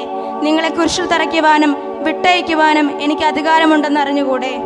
ഈശോ ഇപ്രകാരം മറുപടി പറഞ്ഞു, ഉന്നതത്തിൽ നിന്ന് നൽകപ്പെടുന്നില്ലെങ്കിൽ അങ്ങേക്ക് എൻ്റെ മേൽ അധികാരമൊന്നും ഉണ്ടാകുമായിരുന്നില്ല. ആകയാൽ എന്നെ അങ്ങേ പക്കൽ ഏൽപ്പിച്ചവനാണ് അങ്ങയേക്കാൾ വലിയ കുറ്റക്കാരൻ. തന്മൂലം പീലാത്തോസ് അവിടുത്തെ മോചിപ്പിക്കുവാൻ ആഗ്രഹിച്ചു. എന്നാൽ യൂദന്മാർ ഇങ്ങനെ വിളിച്ചു പറഞ്ഞുകൊണ്ടേയിരുന്നു, അവനെ വിട്ടയക്കുന്ന പക്ഷം അങ്ങ് സീസറിൻ്റെ സ്നേഹിതനല്ല. സ്വയം രാജാവാകാൻ ശ്രമിക്കുന്നവരെല്ലാം സീസറിൻ്റെ ശത്രുക്കളാകുന്നു. അത് കേട്ടപ്പോൾ പീലാത്തോസ് വീണ്ടും ഈശോയെ പുറത്തേക്ക് കൊണ്ടുവന്നു. ഹീബ്രു ഭാഷയിൽ ഗബാത്ത എന്ന് പറയുന്ന കൽത്തളത്തിൽ അദ്ദേഹം ഉപവിഷ്ടനായി. അന്ന് പെസഹ വെള്ളിയാഴ്ചയായിരുന്നു. സമയം ഏകദേശം 12 മണിയായി. പീലാത്തോസ് യൂദന്മാരോട് പറഞ്ഞു, ഇതാ നിങ്ങളുടെ രാജാവ്. അത് കേട്ടപ്പോൾ അവർ ഉച്ചത്തിൽ വിളിച്ചു പറഞ്ഞു, അവനെ കൊണ്ടുപോവുക, അവനെ കൊണ്ടുപോയി കുരിശിൽ തറയ്ക്കുക. പീലാത്തോസ് അവരോട് ചോദിച്ചു, എന്ത്, നിങ്ങളുടെ രാജാവിനെ ഞാൻ കുരിശിൽ തറയ്ക്കണമെന്നോ? അതിന് പ്രധാനാചാര്യന്മാരാണ് മറുപടി പറഞ്ഞത്. സീസർ അല്ലാതെ ഞങ്ങൾക്ക് മറ്റൊരു രാജാവില്ല. തൻ്റെ പരിശ്രമമെല്ലാം നിഷ്ഫലമാവുകയാണെന്നും കലഹം വർദ്ധിക്കുവാനാണ് സാധ്യതയെന്നും പീലാത്തോസിന് മനസ്സിലായി. അതിനാൽ അദ്ദേഹം വെള്ളമെടുത്ത് ജനങ്ങളുടെ മുമ്പിൽ വെച്ച് കൈകൾ കഴുകിക്കൊണ്ട് പറഞ്ഞു, ഈ നീതിമാന്റെ രക്തത്തിൽ എനിക്ക് പങ്കില്ല. അത് കേട്ട് ജനങ്ങൾ വിളിച്ചു പറഞ്ഞു, അവന്റെ രക്തം ഞങ്ങളുടെ മേലും ഞങ്ങളുടെ സന്താനങ്ങളുടെ മേലും വീണുകൊള്ളട്ടെ. പീലാത്തോസ് ഉടനെ ഈശോയെ ക്രൂശിക്കുവാനായി അവർക്ക് ഏൽപ്പിച്ചു കൊടുത്തു. അവർ അവിടുത്തെ പിടിച്ച് ചുവന്ന മേലങ്കി മാറ്റി സ്വന്തം വസ്ത്രങ്ങൾ ധരിപ്പിച്ച് കുരിശിന്മേൽ തറയ്ക്കുവാൻ കൊണ്ടുപോയി. അവിടുന്ന് കുരിശും ചുമന്നുകൊണ്ട് കപാലം എന്ന സ്ഥലത്തേക്ക് നടന്നു. ഹീബ്രു ഭാഷയിൽ അത് ഗാഗുൽത്ത എന്ന പേരിലാണ് അറിയപ്പെടുന്നത്. വഴിക്ക് വെച്ച് അവർ സൈറിയൻകാരനായ ഒരു മനുഷ്യനെ കണ്ടുമുട്ടി. അയാളുടെ പേര് ശിമയോൻ എന്നായിരുന്നു. അലക്സാണ്ടറിൻ്റെയും റൂഫസിൻ്റെയും പിതാവായ ആ മനുഷ്യൻ വയലിൽ നിന്ന് വരികയായിരുന്നു. ഈശോയുടെ കുരിശു ചുമക്കുവാൻ അവർ അയാളെ നിർബന്ധിക്കുകയും അത് വഹിച്ചുകൊണ്ട് പുറകെ ചെല്ലുവാൻ അത് അയാളുടെ മേൽ വെച്ചു കൊടുക്കുകയും ചെയ്തു. വലിയൊരു ജനക്കൂട്ടം ഈശോയെ അനുഗമിച്ചു. അവിടുത്തെക്കുറിച്ച് കരയുകയും പ്രലപിക്കുകയും ചെയ്തിരുന്ന അനേകം സ്ത്രീകളും അക്കൂട്ടത്തിലുണ്ടായിരുന്നു. അവിടുന്ന് അവരുടെ നേരെ തിരിഞ്ഞ് ഇങ്ങനെ അരുളി ചെയ്തു, ജെറുസലേം പുത്രിമാരെ, നിങ്ങൾ എന്നെ പ്രതി കരയേണ്ട. നിങ്ങളെയും നിങ്ങളുടെ കുഞ്ഞുങ്ങളെയും ഓർത്ത് കരയുവൻ.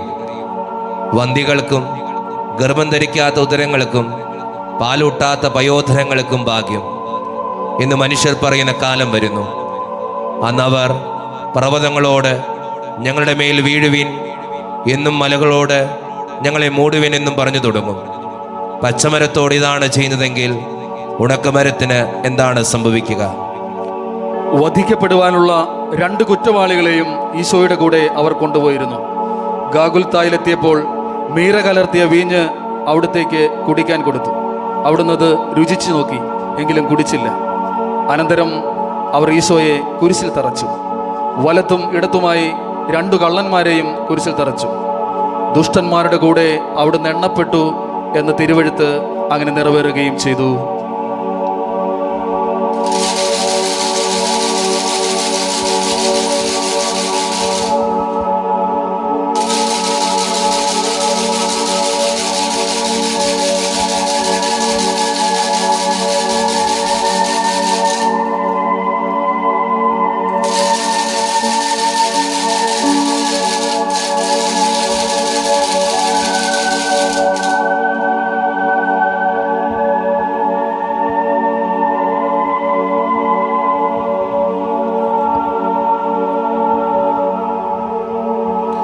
ഞാൻ മനുഷ്യനല്ല, കൃമിയാകുന്നു.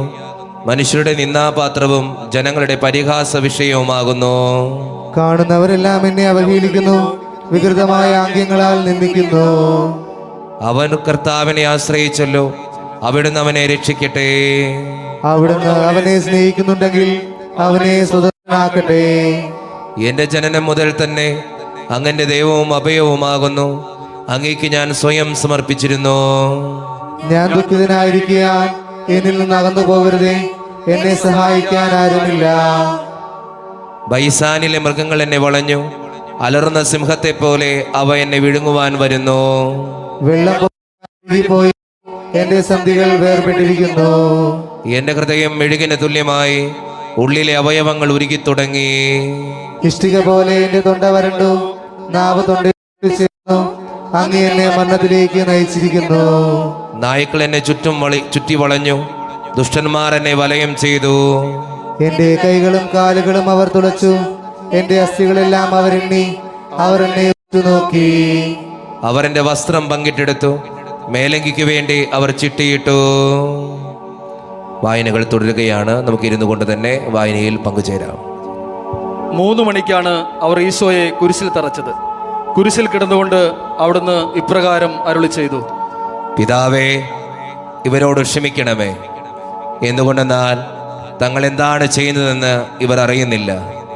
ഈശോയുടെ പേരിലുണ്ടായ ആരോപണം പീലാത്തോസ് ഒരു പലകമേൽ എഴുതി കൊടുത്തത് അവിടുത്തെ കുരിശിന്മേൽ സ്ഥാപിച്ചിട്ടുണ്ടായിരുന്നു. ആ എഴുത്ത് ഇങ്ങനെയായിരുന്നു: യൂതന്മാരുടെ രാജാവായ നസ്രായൻ ഈശോ. അവിടുത്തെ കുരിശിൽ തറച്ച സ്ഥലം പട്ടണത്തിന് സമീപമായിരുന്നതിനാൽ യൂതന്മാരിൽ പലരും അത് വായിച്ചു. ഹീബ്രു, ലത്തീൻ, ഗ്രീക്ക് എന്നീ 3 ഭാഷകളിലും അത് എഴുതപ്പെട്ടിരുന്നു. അതിനാൽ പ്രധാന ആചാര്യന്മാർ ചെന്ന് പീലാത്തോസിനോട് പറഞ്ഞു, യൂദന്മാരുടെ രാജാവ് എന്നല്ല, താൻ യൂദന്മാരുടെ രാജാവാണെന്ന് അവൻ പറഞ്ഞു എന്നാണ് എഴുതേണ്ടത്. പീലാത്തോസ് മറുപടി പറഞ്ഞു, ഞാൻ എഴുതിയത് തന്നെ. ഈശോയെ കുരിശിൽ തറച്ച ശേഷം പടയാളികൾ അവിടുത്തെ വസ്ത്രങ്ങൾ 4 പങ്കിട്ടെടുത്തു. അവിടുത്തെ മേലങ്കി മുകൾ മുതൽ അടിവരെ നെയ്യപ്പെട്ടതായിരുന്നതിനാൽ അവർ പറഞ്ഞു, അത് കീറണ്ട, അത് ആർക്കുള്ളതായിരിക്കണമെന്ന് നമുക്ക് ചിട്ടിയിട്ട് നിശ്ചയിക്കാം. എൻ്റെ വസ്ത്രങ്ങൾ അവർ പങ്കിട്ടെടുത്തു, എൻ്റെ മേലങ്കിക്കായി അവർ നറുക്കിട്ടു എന്നുള്ള തിരുവെഴുത്ത് നിറവേറണമല്ലോ.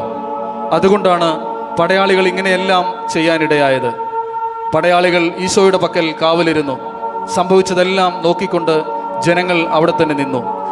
വഴിയെ കടന്നുപോയിരുന്നവർ പുച്ഛഭാവത്തിൽ തലകുലുക്കിക്കൊണ്ട് ഇപ്രകാരം പറഞ്ഞു, നീ ദേവാലയം നശിപ്പിച്ചിട്ട് 3 ദിവസം കൊണ്ട് വീണ്ടും അത് പണിയുന്നവനല്ലയോ?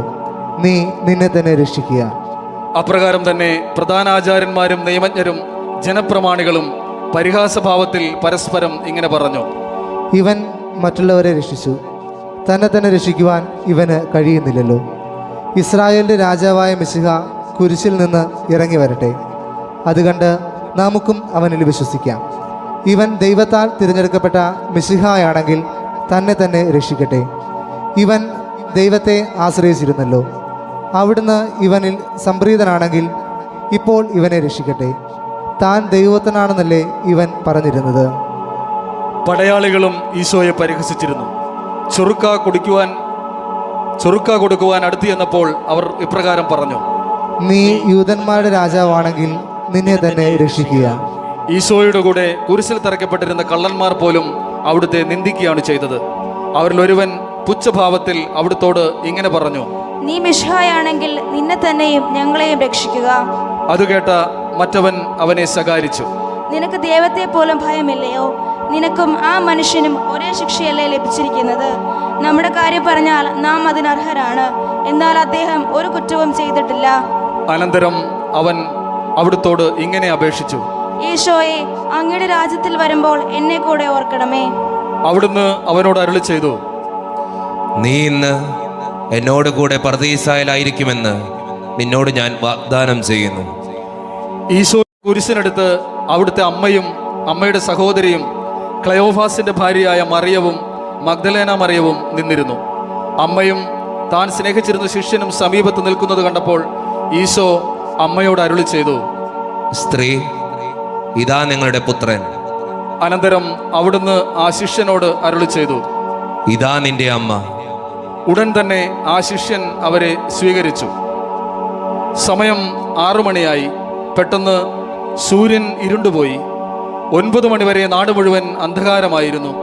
ഏകദേശം 9 മണിയായപ്പോൾ ഈശോ ഉച്ചത്തിൽ നിലവിളിച്ചു, ഏൽ ഏൽ ലമാ ശബ്ദാനി, എൻ്റെ ദൈവമേ, എൻ്റെ ദൈവമേ, എന്തുകൊണ്ടാണ് അങ്ങ് എന്നെ ഉപേക്ഷിച്ചത്? അടുത്തു നിന്നിരുന്നവർ അത് കേട്ട് ഇങ്ങനെ പറഞ്ഞു, ഇതാ അവൻ ഏലിയായെ വിളിക്കുന്നു. അനന്തരം സമസ്തവും നിറവേറി കഴിഞ്ഞുവെന്ന് ഗ്രഹിച്ച് വിശുദ്ധ ലിഖിതത്തിന്റെ പൂർത്തീകരണത്തിനായി ഈശോ ഇപ്രകാരം അരുളി ചെയ്തു, എനിക്ക് ദാഹിക്കുന്നു. ചുറുക്ക നിറച്ചൊരു പാത്രം അവിടെ ഉണ്ടായിരുന്നു. ഉടനെ ഒരാൾ ഓടിച്ചെന്ന് നീർപ്പഞ്ഞിയെടുത്ത് ചുറുക്കായിൽ മുക്കി ഒരു ഞാങ്കണമേൽ വെച്ച് കെട്ടി അവിടുത്തെ അധരത്തോട് അടുപ്പിച്ചു. അതുകണ്ട് മറ്റുള്ളവർ പറഞ്ഞു, നിൽക്കൂ, ഏലിയ അവനെ രക്ഷിക്കാൻ വരുമോ എന്ന് കാണട്ടെ. ഈശോ ചുറുക്ക രുചിച്ച ശേഷം ഇങ്ങനെ അരുളി ചെയ്തു, എല്ലാം പൂർത്തിയായിരിക്കുന്നു.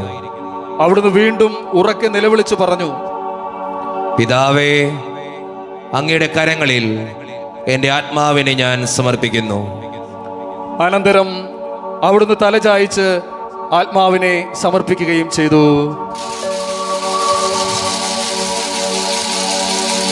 കുരിശിനാലെ ലോകമൊന്നായി വീണ്ടെടുത്തവനേ, താണു ഞങ്ങൾ വണങ്ങുന്നു ദിവ്യപാദങ്ങൾ. കുരിശിനാലേ. നമുക്കെല്ലാവർക്കും ഇരിക്കാം.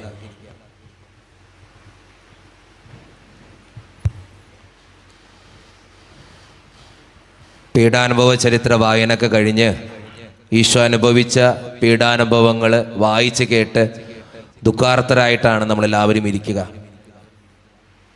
ഇന്നേ ദിവസം ഈശോ സഹിച്ച പീഡകളും ഈശോ കൊണ്ട ചാട്ടവാറടിയും ഈശോ മുൾക്കിരീടം ചൂടി ഒത്തിരിയേറെ വേദന അനുഭവിച്ചതുമൊക്കെ നമ്മുടെ മനസ്സിൽ ഉണ്ടാകേണ്ട ഏറ്റവും വലിയ കാര്യങ്ങളാണ്.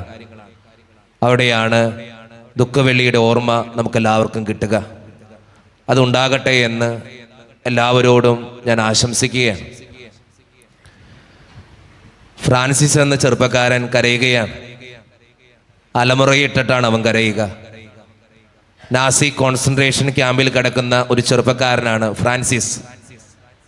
കാരണം എന്തെന്ന് വെച്ചാൽ ഇനി അദ്ദേഹത്തിന് സ്വന്തം മക്കളെയോ ജീവിത പങ്കാളിയോ കാണാനായിട്ട് സാധിക്കില്ല.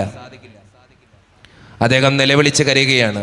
നാസി കോൺസെൻട്രേഷൻ ക്യാമ്പിലെ പട്ടാളക്കാരോട് അദ്ദേഹം പറയുന്നുണ്ട്, എന്നെ ഒന്ന് രക്ഷിക്കണം, എനിക്ക് മക്കളുണ്ട്, എനിക്കൊരു ജീവിത പങ്കാളിയുണ്ട്, എന്നെ ഒരിക്കലും കൊല്ലരുത്. അദ്ദേഹം പറയുന്ന ഈ വാക്കുകളൊന്നും ആ നാസി കോൺസെൻട്രേഷൻ ക്യാമ്പിലെ ഒരു പട്ടാളക്കാരനും കേട്ടില്ല. എല്ലാവരും പറഞ്ഞു, നിന്നെ ഇപ്പോൾ ഞങ്ങൾ വധിക്കാനായിട്ട് പോവുകയാണ്. പക്ഷെ അവൻ്റെ വിളി കേട്ട്, അവൻ്റെ നിലവിളി കേട്ട്, അവൻ്റെ ചങ്കത്തടിച്ചുള്ള കരച്ചിൽ കേട്ട് ഒരു മനുഷ്യൻ കയറി വരികയാണ്. ഒരു പുരോഹിതനാണ് അദ്ദേഹം.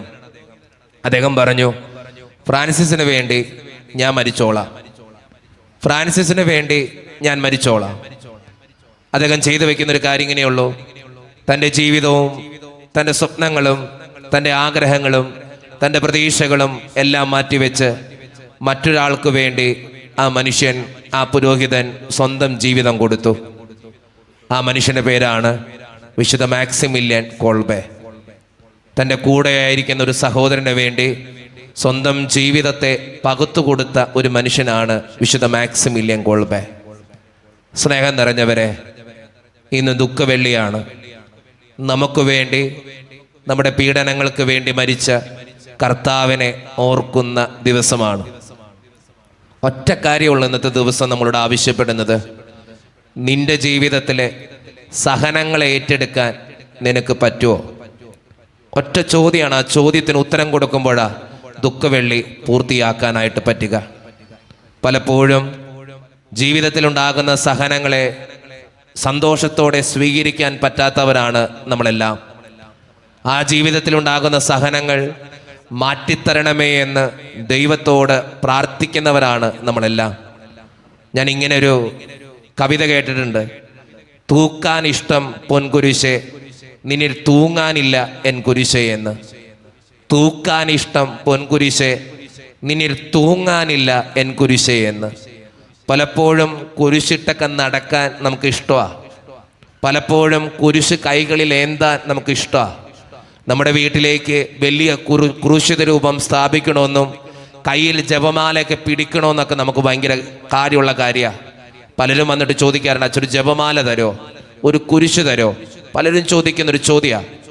നമുക്കതൊക്കെ ഇഷ്ടമാണ്. വണ്ടിയിൽ യേശുവിൻ്റെ രൂപം വയ്ക്കാൻ, വീട്ടിൽ ഏറ്റവും ഭംഗിയുള്ള ഈശോയുടെ രൂപം വയ്ക്കാൻ, ക്രൂശിത രൂപം സ്ഥാപിക്കാൻ, പ്രാർത്ഥനാമുറി ഏറ്റവും ഭംഗിയായിട്ട് അണിയിച്ചൊരുക്കാൻ, ഇതൊക്കെ നമുക്ക് ഇഷ്ടമുള്ള കാര്യമാണ്. പക്ഷേ ജീവിതത്തിലെ സഹനങ്ങളെ സ്വീകരിക്കാൻ നമുക്ക് ഇഷ്ടമാണോ? നമുക്ക് ഇഷ്ടമല്ല. അതുകൊണ്ടാണ് ഈ കവിത ഇങ്ങനെ പറഞ്ഞു വെച്ച്, തൂക്കാൻ ഇഷ്ടം പൊൻകുരിശേ, നിന്നിൽ തൂങ്ങാനില്ല എൻ കുരിശേ എന്ന്. നമ്മുടെയൊക്കെ ജീവിതത്തിൽ സഹനങ്ങൾ ഉണ്ടാകുമ്പോൾ, വേദനകൾ ഉണ്ടാകുമ്പോൾ, സാമ്പത്തികമായിട്ട് ഞെരുക്കങ്ങൾ ഉണ്ടാകുമ്പോൾ, പലതരത്തിലുള്ള അസ്വസ്ഥതകൾ ഉണ്ടാകുമ്പോൾ, രോഗങ്ങൾ ഉണ്ടാകുമ്പോൾ സന്തോഷത്തോടെ സ്വീകരിക്കാൻ നമുക്ക് പറ്റാറില്ല. നമുക്കറിയാം, മിശിഹാ ചരിത്രം എന്നൊരു സിനിമയുണ്ട്. ആ സിനിമയ്ക്ക് വേണ്ടി ആദ്യം സമീപിച്ചത് തമിഴ് നടനായ MGRനെയാണ്. അദ്ദേഹം ആ അവസരം നിഷേധിച്ചു കളഞ്ഞു. കാരണം എന്തെന്നറിയോ? അദ്ദേഹം പറഞ്ഞ ഒറ്റ റീസണുള്ളൂ, തോറ്റ ഒരു നായകൻ്റെ വേഷം അവതരിപ്പിക്കാൻ എനിക്ക് താല്പര്യമില്ല. തോറ്റ ഒരു നായകൻ്റെ വേഷം അവതരിപ്പിക്കാൻ എനിക്ക് താല്പര്യമില്ല. നിങ്ങളൊന്ന് ചിന്തിച്ചു നോക്കേ, ഏത് ദൈവ തോറ്റ ദൈവത്തെ പോലെ ഇങ്ങനെ കിടന്നിട്ടുള്ളത്? നിങ്ങൾ ഏത് മതത്തിലെടുത്ത് നോക്കിക്കോ, ഇങ്ങനൊരു ദൈവത്തെ നമുക്ക് കണ്ടെത്താൻ പറ്റില്ല. നമ്മുടെ ദൈവത്തിൻ്റെ ആ ക്രൂശിത രൂപത്തിലേക്ക് നിങ്ങളൊന്ന് നോക്കിയേ, വസ്ത്രമില്ല, ആകെയുള്ളത് ഒരു ചാൺ തുണിയാണ്. അത് അരയിൽ മാത്രമേ കൊറ്റിയിട്ടുള്ളൂ. നിങ്ങളിത് ചിന്തിക്കേണ്ട കാര്യം അത്. ക്രൂശില കിടക്കണേ നമ്മുടെ ദൈവം. അവൻ്റെ ശരീരത്തിൽ മുഴുവൻ വേദനകളുണ്ട്, അവൻ്റെ ശരീരത്തിൽ മുഴുവൻ സങ്കടങ്ങളുണ്ട്, അവൻ്റെ ശരീരത്തിൽ മുഴുവൻ ചാട്ടവാറിൻ്റെ പാടുണ്ട്, അവൻ്റെ തലയിൽ മുൾമുടിയുണ്ട്, അവൻ്റെ ശരീരത്തിൽ നിന്ന് രക്തം കനിയുന്നുണ്ട്. നിങ്ങൾ ഏത് ദൈവത്തെ എടുത്തു നോക്കിക്കോ, മറ്റു വിശ്വാസങ്ങളിൽ, മറ്റ് സമൂഹങ്ങളിൽ നിങ്ങൾ ഏത് ദൈവത്തെ എടുത്തു നോക്കിക്കോ, അവിടെയുള്ള ദൈവങ്ങളൊക്കെ വരിക കിരീടം ധരിച്ച് വാളേന്തി ഒത്തിരിയേറെ പ്രൗഢ ഗംഭീരമായിട്ട് വരിക. നമ്മുടെ ദൈവം അങ്ങനെയല്ല, തോറ്റ ദൈവ.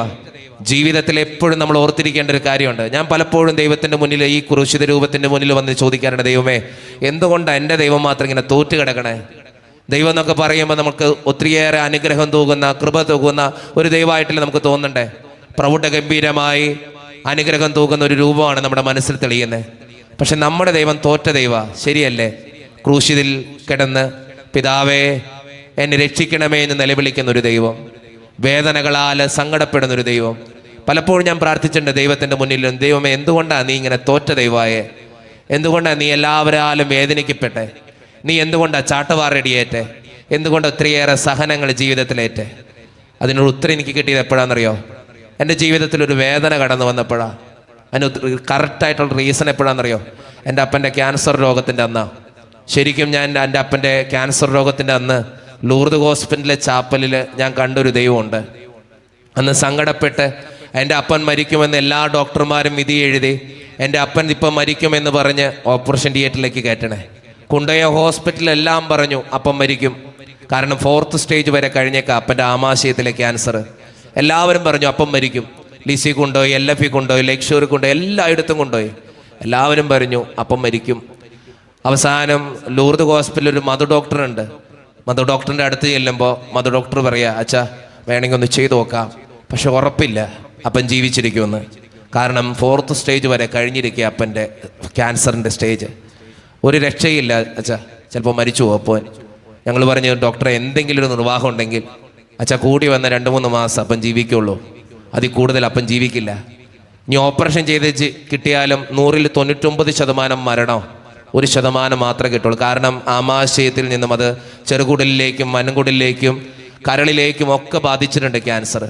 വളരെ രൂക്ഷമാണ് അപ്പൻ്റെ അവസ്ഥ. കാരണം അപ്പന് എപ്പോഴും എഴുന്നേറ്റേക്കാൻ പറ്റില്ല, എപ്പോഴും തളർന്ന് വീഴായിരുന്നു എൻ്റെ അപ്പൻ. അങ്ങനെയാണ് അവസ്ഥ. ലൂർദ് ഹോസ്പിറ്റലിൻ്റെ ചാപ്പലിൽ ഞാനിങ്ങനെ നിൽക്കുക. ഈ ലൂർദ് ഹോസ്പിറ്റലിലെ മധു ഡോക്ടറിനോട് ഞാൻ സംസാരിക്കുമ്പോൾ മധു ഡോക്ടർ പറഞ്ഞൊരു കാര്യമുണ്ട്, അച്ഛാ ചെയ്തു നോക്കാം, ഉറപ്പില്ല, വിജയിച്ചു കഴിഞ്ഞാൽ ചിലപ്പോൾ 1 വർഷം അപ്പൻ ജീവിച്ചിരിക്കും. സ്നേഹം നിറഞ്ഞവരെ, അതും പിടിച്ചുകൊണ്ടാണ് ഞങ്ങൾ അപ്പനെ ഓപ്പറേഷൻ തിയേറ്ററിലേക്ക് കയറ്റണേ. അപ്പനെ ഓപ്പറേഷൻ തിയേറ്ററിലേക്ക് കയറ്റുമ്പോൾ ഞാനും ചേട്ടനും അപ്പൻ്റെ കരങ്ങളിങ്ങനെ ചേർത്ത് പിടിച്ചിട്ടുണ്ട്. ശരിക്കും പറഞ്ഞാൽ ചേട്ടൻ കരയാ, ഞാൻ അപ്പൻ്റെ കരങ്ങളിങ്ങനെ ചേർത്ത് പിടിച്ചിട്ട്, അപ്പൻ അറിയാൻ പാടില്ല അപ്പന് ക്യാൻസറാന്ന് കയറ്റണ സമയത്ത്. അപ്പൻ അത് മനസ്സിലായിട്ട് പോലുമില്ല, അപ്പനോട് ഞങ്ങൾ പറഞ്ഞിട്ടില്ല. കയറ്റണ സമയത്ത് ഞാൻ ചേട്ടൻ്റെ കരച്ചിൽ കണ്ടിട്ട് അപ്പൻ ചോദിക്കുന്നുണ്ട്, എന്തിനാടാ ഞാൻ കരയണേ, എന്തിനാ നീ കരയണേ, എന്താ പറ്റിയ അപ്പന്? ഉത്തരവില്ല, അതിനൊന്നും ഉത്തരം കൊടുക്കാൻ പറ്റാറുമില്ല. ആ സമയത്ത് എൻ്റെ മനസ്സിൽ ഒത്തിരി വേദനിച്ചിട്ടുണ്ട് ഞാൻ. കാരണം ഓപ്പറേഷൻ തിയേറ്ററിലേക്ക് കയറ്റുമ്പോൾ എനിക്ക് ഈ ലോകത്തെ ഏറ്റവും കൂടുതൽ ഇഷ്ടം എൻ്റെ അപ്പനെയാണ്. ഒത്തിരി ഇഷ്ടമാണ് എൻ്റെ അപ്പനെ. ഓപ്പറേഷൻ തിയേറ്ററിലേക്ക് കയറ്റണ സമയത്ത് ആ അപ്പൻ തിരിച്ചു വരുമെന്ന് എനിക്ക് ഉറപ്പില്ല, ആ അപ്പൻ ജീവിച്ചിരിക്കുമെന്ന് എനിക്ക് ഉറപ്പില്ല, ഇനി അപ്പാന്ന് വിളിക്കാൻ അപ്പനുണ്ടാകുമെന്ന് ഉറപ്പില്ല, ഇത്രയും നാൾ സ്നേഹിച്ച അപ്പൻ ഇനി കാണാൻ പറ്റുമെന്ന് ഉറപ്പില്ല, ഇനി ചേർത്ത് പിടിച്ച് മോനെ ജിനു എന്ന് വിളിക്കാൻ അപ്പൻ ഉണ്ടാകുമെന്ന് ഉറപ്പില്ല. ഈ ഉറപ്പില്ലാത്ത അവസ്ഥയിലാണ് ഞാൻ എൻ്റെ അപ്പനെ ഓപ്പറേഷൻ തിയേറ്ററിലേക്ക് കയറ്റണേ. അത് 2 ദിവസം പോയിട്ട് ആ ലൂർദ് ഹോസ്പിറ്റലിൽ ചാപ്പലിൽ പോയി നിന്നു. ഇരുകരങ്ങൾ വിരിച്ചു പിടിച്ച് നിന്നത് ഇങ്ങനെ നിന്ന തമ്പുരാൻ്റെ മുന്നിൽ. അന്ന് ആ കുരിശിത രൂപത്തിലേക്ക് നോക്കുമ്പോൾ എൻ്റെ ജീവിതത്തിൽ ഏറ്റവും കൂടുതൽ ആശ്വാസം തോന്നിയത് ആ ക്രൂശിത രൂപ. കാരണം എന്താണെന്നറിയോ? ആ ക്രൂശിത രൂപത്തിലേക്ക് നോക്കുമ്പോൾ ഈശോനാഥൻ ആ ക്രൂശിത രൂപത്തിൽ നിന്നും എന്നോട് സംസാരിക്കുന്ന പോലെ തോന്നിയ കാര്യങ്ങൾ ഇങ്ങനെയാ, മോനെ നിന്നെപ്പോലെ വേദന അനുഭവിച്ചവനാ ഞാൻ, നിന്നെപ്പോലെ സങ്കടപ്പെട്ടവനാ ഞാൻ, നിന്നെപ്പോലെ ഒത്തിരിയേറെ പീഡിപ്പിക്കപ്പെട്ടവനാ ഞാൻ. നീ പേടിക്കരുത്, നിനക്കൊരു രക്ഷയുണ്ടെന്ന്. ആ ക്രൂശിത രൂപത്തിൻ്റെ മുന്നിൽ നിന്ന് 2 ദിവസം പ്രാർത്ഥിച്ചിറങ്ങിപ്പോരുമ്പോൾ എൻ്റെ അപ്പനെ ദൈവം എനിക്ക് തിരിച്ചു തന്നു. നിങ്ങൾ ഓർക്കണം, നമ്മുടെയൊക്കെ ജീവിതത്തിൽ വേദനകളും സങ്കടങ്ങളും ഒത്തിരിയേറെ കടന്നു വരുമ്പോൾ നിനക്കായിട്ടൊരു രക്ഷകൻ പിറന്നിട്ടുണ്ടെന്ന് എപ്പോഴും ചിന്തിച്ചോളണം. ജീവിതത്തിലെ സഹനങ്ങൾ ഏറി വരുമ്പോൾ നമുക്ക് ആശ്വാസം കണ്ടെത്താനുള്ള ഏക ഇടം ഈ കുരിശിൻ്റെ ചൂടാ. നിങ്ങൾ ഓർത്തോക്കെ, പലവിധ സങ്കടങ്ങളും വേദനകളുമായിട്ട് നിങ്ങൾ ഈ കുരിശിൻ്റെ ചോട്ടിൽ വന്നിരിക്കുമ്പോൾ ഒറ്റപ്പെട്ടവനെ പോലെ കരഞ്ഞ് നിലവിളിച്ചവനെ പോലെ, ജീവിതത്തിൽ തോറ്റവനെ പോലെ, ബിസിനസ് തകർന്നവനെ പോലെ, മക്കൾ പറഞ്ഞിട്ട് അനുസരിക്കാത്തവനെ പോലെ, ഒത്തിരിയേറെ പ്രശ്നങ്ങളുടെ നടുവിൽ ഈ ക്രൂശിത രൂപത്തിൻ്റെ മുന്നിൽ വന്ന് നിങ്ങൾ കരയുമ്പോൾ, വേദനിക്കുമ്പോൾ, സങ്കടപ്പെടുമ്പോൾ ആ ക്രൂശിത രൂപത്തിൽ നിന്നും ഈശോനാഥൻ പറയുന്നുണ്ട്, മോനെ മോളെ, നിന്നെ പോലെ ഞാൻ സഹിച്ചവനാ, നീ പേടിക്കണ്ട. നിന്റെ സഹനങ്ങളോട് എൻ്റെ സഹനങ്ങൾ നീ ഒന്ന് ചേർത്ത് വെച്ച് പ്രാർത്ഥിച്ചാൽ മതി, അവിടെ രക്ഷയുണ്ട്. സ്നേഹം നിറഞ്ഞവരെ, ഈ ക്രൂശിത രൂപവും നമുക്ക് തരുന്ന ആശ്വാസം ചെറുതല്ല, ഒത്തിരിയേറെ വലുതാ. സങ്കടങ്ങളുടെ രാവുകളിൽ ഒത്തിരിയേറെ കരയുമ്പോൾ ഈ ക്രൂശിത രൂപത്തിലൊന്ന് നോക്കി നോക്കേ, ഒത്തിരി ആശ്വാസം കിട്ടും. അവിടെയാണ് കുരിശിൻ്റെ മഹത്വം നമ്മൾ കണ്ടെത്താനായിട്ട് സാധിക്കുക. അതുകൊണ്ട് സ്നേഹം നിറഞ്ഞവരെ, ഈ ദുഃഖവെള്ളിയാഴ്ച നമ്മുടെ ജീവിതത്തിലെ സഹനങ്ങളെ നമുക്ക് ഏറ്റെടുക്കാം, നമ്മുടെ വേദനകളെ നമുക്ക് ഏറ്റെടുക്കാം, നമ്മുടെ ബുദ്ധിമുട്ടുകളെ നമുക്ക് ഏറ്റെടുക്കാം. കുടുംബത്തിന് വേണ്ടി ഒരു അപ്പൻ സഹിക്കണം, കുടുംബത്തിന് വേണ്ടി ഒരു അമ്മ സഹിക്കണം, കുടുംബത്തിന് വേണ്ടി മക്കൾ സഹിക്കണം. എൻ്റെ അപ്പനും അമ്മയ്ക്കും വേണ്ടി ചില കാര്യങ്ങൾ മാറ്റിവെക്കേണ്ടി വരും. അവിടെയൊക്കെയാണ് ദുഃഖവെള്ളിയായിട്ട് തീരുക. അല്ലെങ്കിൽ നമ്മുടെ ജീവിതത്തിന് ഒരു അർത്ഥമില്ല. സ്നേഹം എന്ന വാക്കിൽ സഹനം എന്ന വാക്കുണ്ട്, സ്നേഹത്തിൽ സഹനമുണ്ട്. സഹിക്കുമ്പോഴാണ് നീ സ്നേഹിക്കുന്നത്. ശരിക്കും ഒരു വ്യക്തിക്ക് വേണ്ടി നീ സഹിക്കുമ്പോൾ ആ വ്യക്തിയെ സ്നേഹിക്കുക. ശരിക്കും പറഞ്ഞാൽ നിനക്ക് സ്നേഹിക്കാൻ പറ്റട്ടെ, നിനക്ക് സഹിക്കാൻ പറ്റട്ടെ. അവിടെയാണ് നിൻ്റെ ജീവിതത്തിൽ അനുഗ്രഹം ഉണ്ടാകുക. എനിക്ക് വേണ്ടി പ്രാർത്ഥിക്കുന്ന ഒരു സിസ്റ്റർ അമ്മയുണ്ട്. ഞാൻ അച്ഛനാകണമെന്ന് ആഗ്രഹിച്ച് ഉള്ളൊരുക്കി പ്രാർത്ഥിച്ചിട്ടുള്ള ഒരു സിസ്റ്റർ അമ്മയാണ്. പേര് പറയാനായിട്ട് ഞാൻ ആഗ്രഹിക്കുന്നില്ല. ഒരു സിസ്റ്ററാണത്. ഒരു കോൺവെൻറ്റിൽ വളരെ പ്രായം എന്ന് പറയാൻ പറ്റില്ല, ഒരു 10-65 വയസ്സായിട്ട് ഇപ്പം കിടക്കുകയാണ്. എല്ല് പൊടിയുന്ന അസുഖം എന്ന് വെച്ചാൽ എഴുന്നേറ്റിക്കാൻ പറ്റില്ല. 2-3 വർഷമായി കിടക്കയെ തന്നെയാണ്. എല്ല് പൊടിഞ്ഞ് ഉഗ്ര വേദനയാണ്. എഴുന്നേറ്റ് നിൽക്കാനോ ഒന്ന് ചെരിയാനോ തിരിയാനോ ഒന്നും പറ്റില്ല. കിടന്ന പാടെ കിടക്കണേ.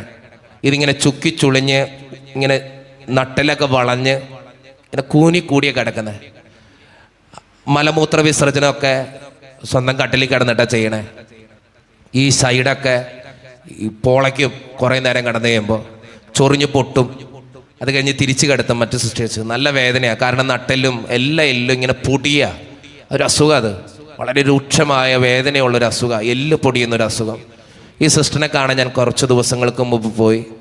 സിസ്റ്ററിൻ്റെ അടുത്ത് നിന്നിട്ട് ഞാനിങ്ങനെ കൈക്ക് പിടിച്ചിട്ട് എൻ്റെ അമ്മയോട്, ഈ സിസ്റ്റർ അമ്മയോട് ഞാനിങ്ങനെ കൈക്ക് പിടിച്ചിട്ട് ഒന്നും എനിക്ക് പറയാൻ പറ്റണില്ല. കാരണം അമ്മ അതുപോലെ വേദനിക്കുന്നുണ്ടെന്ന് എനിക്കറിയാം. ഈ സിസ്റ്റർ അമ്മയുടെ കൈക്ക് ഞാനിങ്ങനെ പിടിച്ചിട്ട് ഞാനിങ്ങനെ ഇരിക്കുന്ന സമയത്ത് ഈ സിസ്റ്റർ എനിക്ക് ഒത്തിരി പ്രാർത്ഥിച്ചിട്ടുണ്ട് എനിക്ക് വേണ്ടി. ഞാൻ ബ്രദറായിരിക്കുമ്പോൾ തൊട്ട് എൻ്റെ വീട്ടുകാരെ ശരിക്കും അറിയാം, എനിക്ക് വേണ്ടി ഒത്തിരി പ്രാർത്ഥിച്ചിട്ടുള്ളൊരു സിസ്റ്ററാണ്. ഞാനിങ്ങനെ കൈക്ക് പിടിച്ചിട്ട് ഞാനിങ്ങനെ ഇരിക്കുക. എനിക്കൊരു ആശ്വാസവാക്ക് പോലും പറയാൻ പറ്റുന്നില്ല, സുഖമാണെന്ന് പോലും ചോദിക്കാൻ പറ്റുന്നില്ല. അത്രയും ബുദ്ധിമുട്ടുള്ളൊരവസ്ഥ. ഞാനിങ്ങനെ കൈക്ക് പിടിച്ചിരിക്കുന്ന സമയത്ത് എൻ്റെ കണ്ണിൽ നിന്നും ഈ അവസ്ഥ കണ്ടിട്ട് ഈ ചുക്കി ചുളിഞ്ഞപ്പോൾ ശരീരമൊന്നും ഇല്ല, ആകെ ഇങ്ങനെ ഒരു ചെറിയ രൂപം.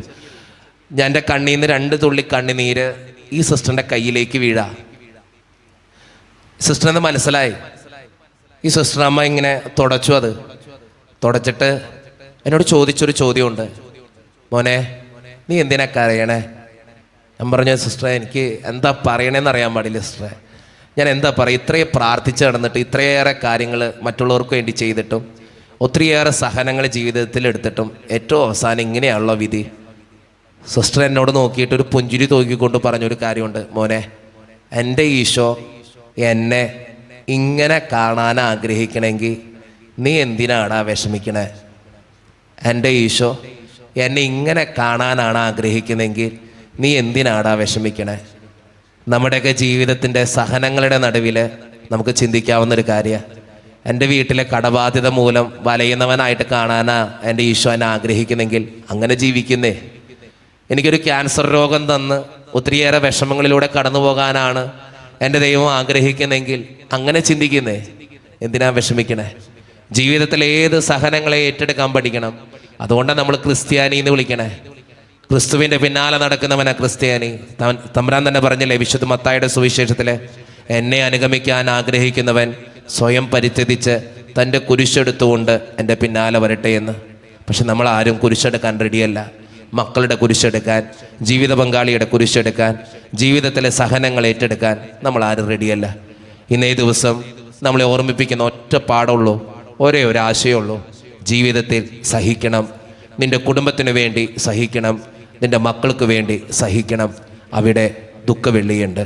അതുകൊണ്ട് സ്നേഹം നിറഞ്ഞവരെ, ഇന്നത്തെ ദിവസം ആവശ്യപ്പെടുന്ന ഈ കാര്യങ്ങളിലേക്ക് നമ്മുടെ ജീവിതത്തെ ചേർത്ത് വെച്ചുകൊണ്ട് വിശുദ്ധ അൽഫോൻസമ്മയെ പോലെ, വിശുദ്ധ മാക്സിമിലിയൻ കോൾബയെ പോലെ ഒത്തിരിയേറെ മനുഷ്യർ സഹിച്ചതുപോലെ നമ്മുടെ കുടുംബത്തിന് വേണ്ടി, മക്കൾക്ക് വേണ്ടി സഹിക്കാൻ നമുക്ക് പറ്റട്ടെ. അവിടെ രക്ഷയുണ്ട്, അവിടെ അനുഗ്രഹമുണ്ട്. അതുകൊണ്ടൊക്കെയാണ് നമ്മളിങ്ങനെ പാടുന്നത്, കുരിശാണ് രക്ഷ, കുരിശിലാണ് രക്ഷ, കുരിശയെ നമിച്ചിടുന്നു എന്ന്.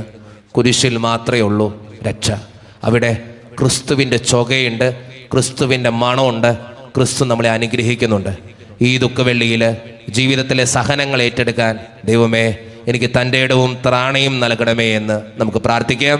അതോടൊപ്പം ജീവിതത്തിൽ തമ്പുരാൻ തരുന്ന സഹനങ്ങളെ സന്തോഷത്തോടെ സ്വീകരിക്കുന്നവരാകാൻ നമുക്ക് പരിശ്രമിക്കാം. ദൈവം നമ്മെ സഹായിക്കട്ടെ.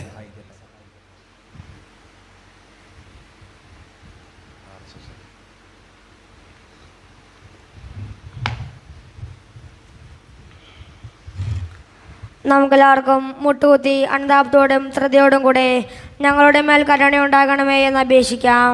കർത്താവേ, ഞങ്ങളുടെ മേൽ കരുണയുണ്ടാകണമേ.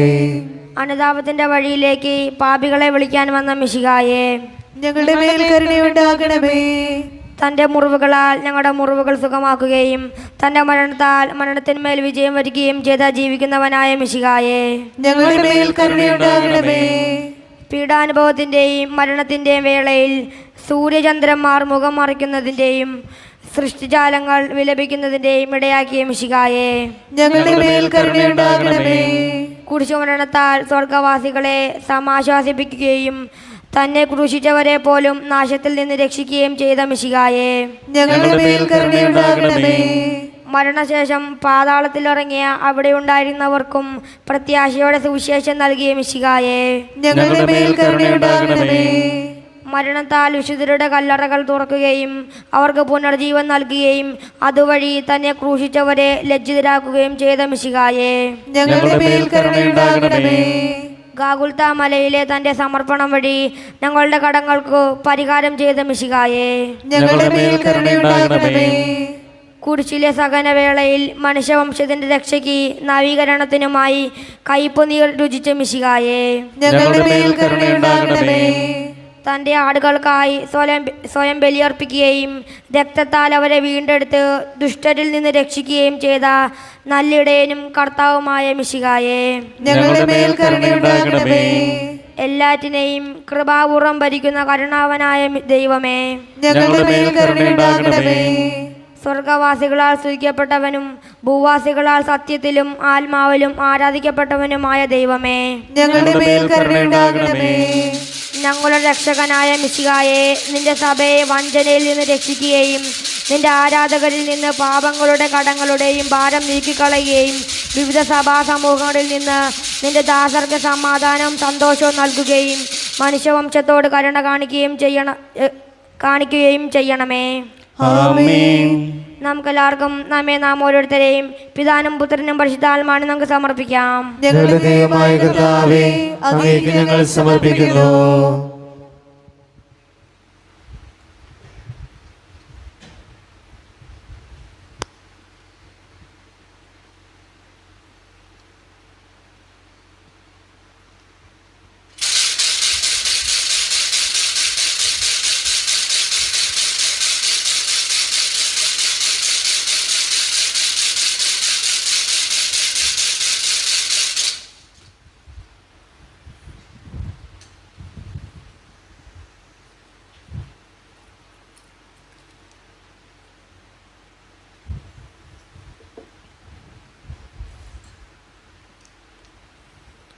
നമുക്കെല്ലാവർക്കും എഴുന്നേറ്റേക്കാം.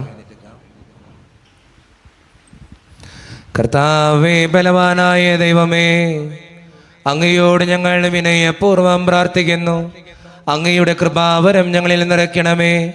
ഞങ്ങളുടെ രക്ഷകനായ ഈശോ മിശിഹായുടെ സകല ജീവിതത്തോട് യോജിച്ചുകൊണ്ട് ക്ലേശങ്ങളും പീഡകളും സന്തോഷത്തോടെ സഹിക്കുന്നതിനും അങ്ങയുടെ ബലിജീവിതം തുടരുന്നതിനും ഞങ്ങളെ ശക്തരാക്കണമേ. യഥാർത്ഥമായ പ്രാർത്ഥനാ ചൈതന്യവും സഹോദര സ്നേഹവും ആത്മപരിത്യാഗവും പുലർത്തിക്കൊണ്ട് ഞങ്ങളുടെ ജീവിതം മുഴുവൻ ഫലദായകമാക്കുവാൻ ഞങ്ങളെ സഹായിക്കുകയും ചെയ്യണമേ. പിതാവും പുത്രനും പരിശുദ്ധാത്മാവുമായ സർവേശ്വരായ എന്നേക്കും.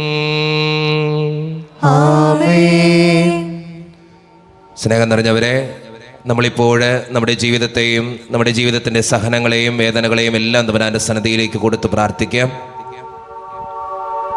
പ്രത്യേകമായി നമ്മുടെ ജീവിതത്തിൽ വന്നുപോയിട്ടുള്ള എല്ലാ തെറ്റുകളും ഓർത്ത് തമ്പുരാനോട് മാപ്പ് ചോദിക്കാം. വാക്കുകൊണ്ട്, പ്രവൃത്തി കൊണ്ട്, മനസ്സുകൊണ്ട് നമ്മൾ ചെയ്തു കൂട്ടുന്ന എല്ലാ തെറ്റുകളും തമ്പുരാനോട് നമുക്ക് മാപ്പ് ചോദിക്കാം.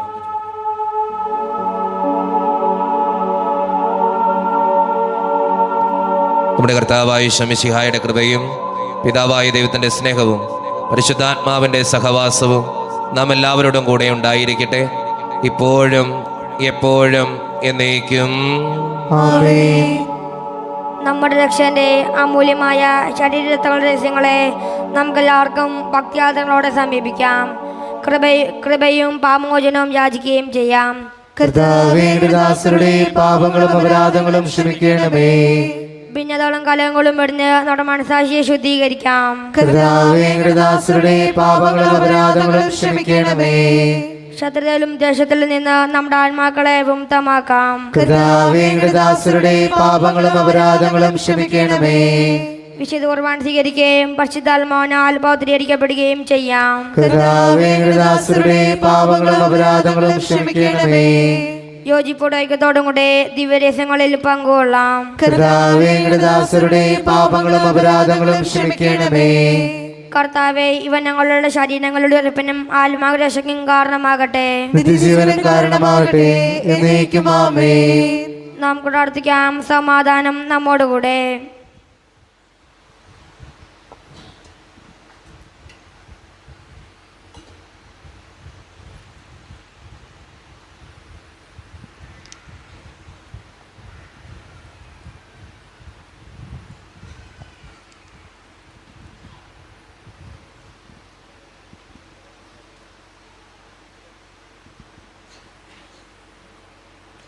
ഈശോ പഠിപ്പിച്ച പ്രാർത്ഥന നമ്മളിപ്പോൾ ചൊല്ലി പ്രാർത്ഥിക്കാനായിട്ട് പോവുകയാണ്.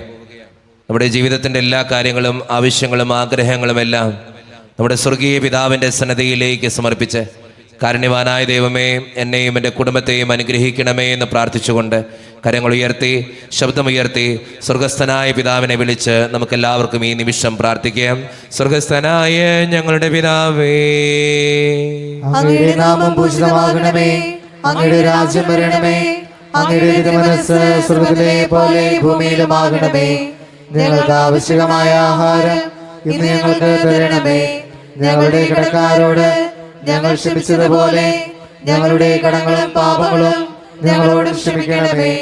ഞങ്ങൾ പ്രലോഭനത്തിൽ വീഴാനിടയാകരുതേ, ദുഷ്ടാരൂപിയിൽ ഞങ്ങളെ രക്ഷിക്കണമേ. എന്തുകൊണ്ടെന്നാൽ രാജ്യവും ശക്തിയും മഹത്വവും എന്നേക്കും അങ്ങയുടേതാകുന്നു. ആമേൻ. കർത്താവേ, ശക്തനായ സർവേശ്വര, നല്ലവനായ ദൈവമേ, കൃപാപൂർണനായ ഞങ്ങളുടെ പിതാവേ, അങ്ങയുടെ കാരുണ്യം ഞങ്ങൾ കേണപേക്ഷിക്കുന്നു. ഞങ്ങളെ പ്രലോഭനത്തിൽ ഉൾപ്പെടുത്തരുതേ, ദുഷ്ടാരൂപിയിൽ നിന്നും അവൻ്റെ സൈന്യങ്ങളിൽ നിന്നും ഞങ്ങളെ രക്ഷിക്കണമേ. എന്തുകൊണ്ടെന്നാൽ സ്വർഗത്തിലും ഭൂമിയിലും രാജ്യവും ശക്തിയും പ്രാബല്യവും അധികാരവും അങ്ങയുടേതാകുന്നു, ഇപ്പോഴും എപ്പോഴും എന്നേക്കും. ആമേൻ. സമാധാനം നിങ്ങളോട് കൂടെ, അങ്ങയോടും അങ്ങയുടെ ആത്മാവോടും കൂടെ. വിശുദ്ധ കുർബാന വിശുദ്ധ ജനത്തിന് ഉള്ളതാകുന്നു. ഏകപിതാവ് പരിശുദ്ധനാകുന്നു, ഏകപുത്രൻ പരിശുദ്ധനാകുന്നു, ഏകരൂഹ പരിശുദ്ധനാകുന്നു. പിതാവിനും പുത്രനും പരിശുദ്ധാത്മാവിനും എന്നേക്കും സ്തുതി. ആമേൻ. ജീവിക്കുന്ന ദൈവത്തെ നിങ്ങൾ പ്രകീർത്തിക്കുവേൻ. സഭയിൽ അവിടുത്തേക്ക് സ്തുതി ഉണ്ടായിരിക്കട്ടെ. എല്ലാ നിമിഷവും എല്ലാ സമയവും അവിടുത്തെ കൃപയും കാരുണ്യവും നമ്മുടെ മേലുണ്ടായിരിക്കട്ടെ. വിശയുടെ ശരീരവും രക്തവും കടങ്ങളുടെ പൂർത്തിക്കും നിത്യജീവനും കാരണമാകട്ടെ. സഹോദരരെ, സ്വർഗരാജ്യത്തിലുള്ള വിശ്വാസത്തോടും പ്രത്യാശയോടും കൂടെ ഈ ദൈവരഹസ്യങ്ങളെ നമുക്ക് സമീപിക്കാം. ഇവ നമ്മളുടെ കടങ്ങളുടെ പൂർത്തിക്കും നിത്യജീവനും കാരണമാകട്ടെ.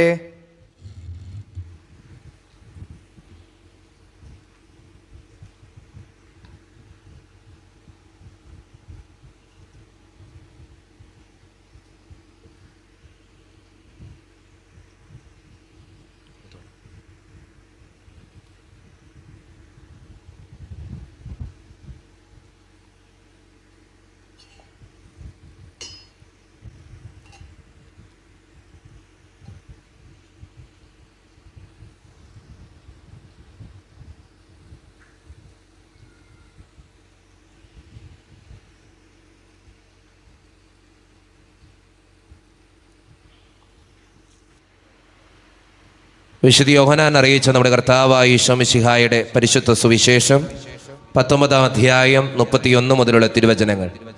അത് സാബത്തിനുള്ള ഒരുക്കമായിരുന്നു, ഒരുക്കത്തിൻ്റെ ദിവസമായിരുന്നു.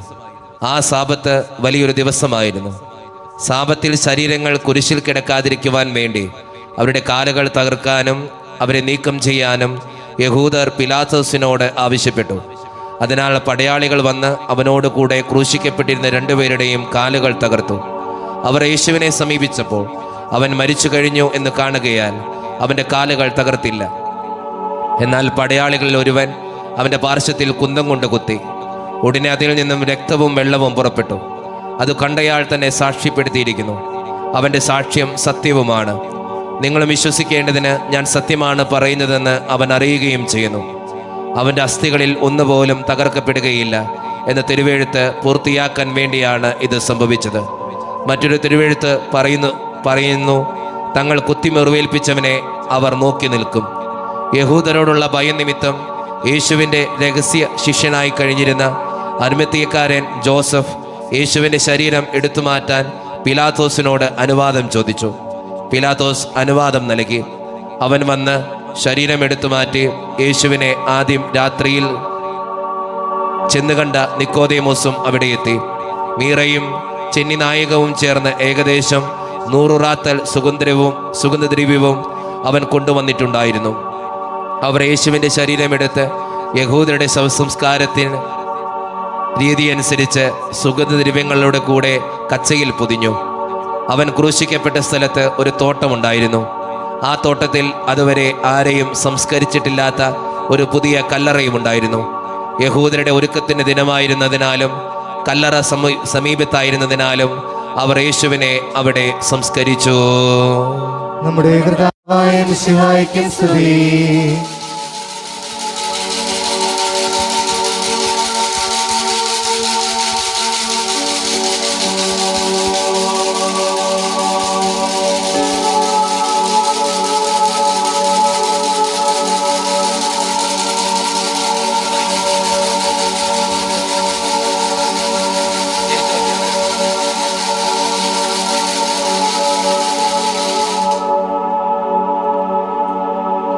സ്നേഹം നിറഞ്ഞവരെ, തുടർന്ന് പരിഹാര പ്രദക്ഷിണമാണ്. നമുക്ക് ഏറ്റവും ഭക്തിയോടെ പരിഹാര പ്രദക്ഷിണത്തിൽ പങ്കുചേരാം. നമ്മൾ കോൺവെൻറ്റ് വരെയാണ് പോവുക.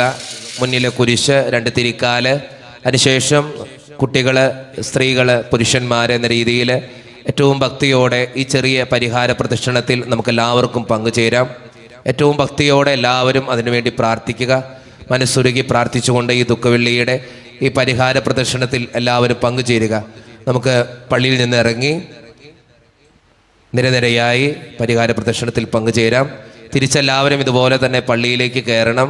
അവിടെയാണ് ആശീർവാദ പ്രാർത്ഥന ചൊല്ലിയിട്ടാണ് പിന്നീട് പോകാനുള്ള അവസരം ഉണ്ടാകുക. അതുകൊണ്ട് എല്ലാവരും പള്ളിയുടെ അകത്തേക്ക് തന്നെ തിരിച്ചു കയറണമേ എന്ന് ഓർമ്മിപ്പിക്കുന്നു. ഞങ്ങളുടെ കർത്താവായ ദൈവമേ, നിന്റെ സമാധാനം ലോകത്തിൻ്റെ നാനാഭാഗങ്ങളിൽ സ്ഥാപിക്കണമേ. നിന്റെ കുരിശു വഴി തിരുസഭയെ ശക്തിപ്പെടുത്തുകയും അവരുടെ സന്താനങ്ങളെ സംരക്ഷിക്കുകയും ചെയ്യണമേ. ഞങ്ങൾ സഭയിൽ നിനക്ക് സ്തുതിയും ബഹുമാനവും ആരാധനയും എപ്പോഴും സമർപ്പിക്കുവാനിടയാകട്ടെ.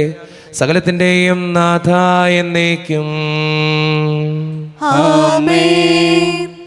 എൻ്റെ കൈകളും കാലുകളും അവർ തുളച്ചു, എൻ്റെ അസ്ഥികളെല്ലാം അവർ എണ്ണി.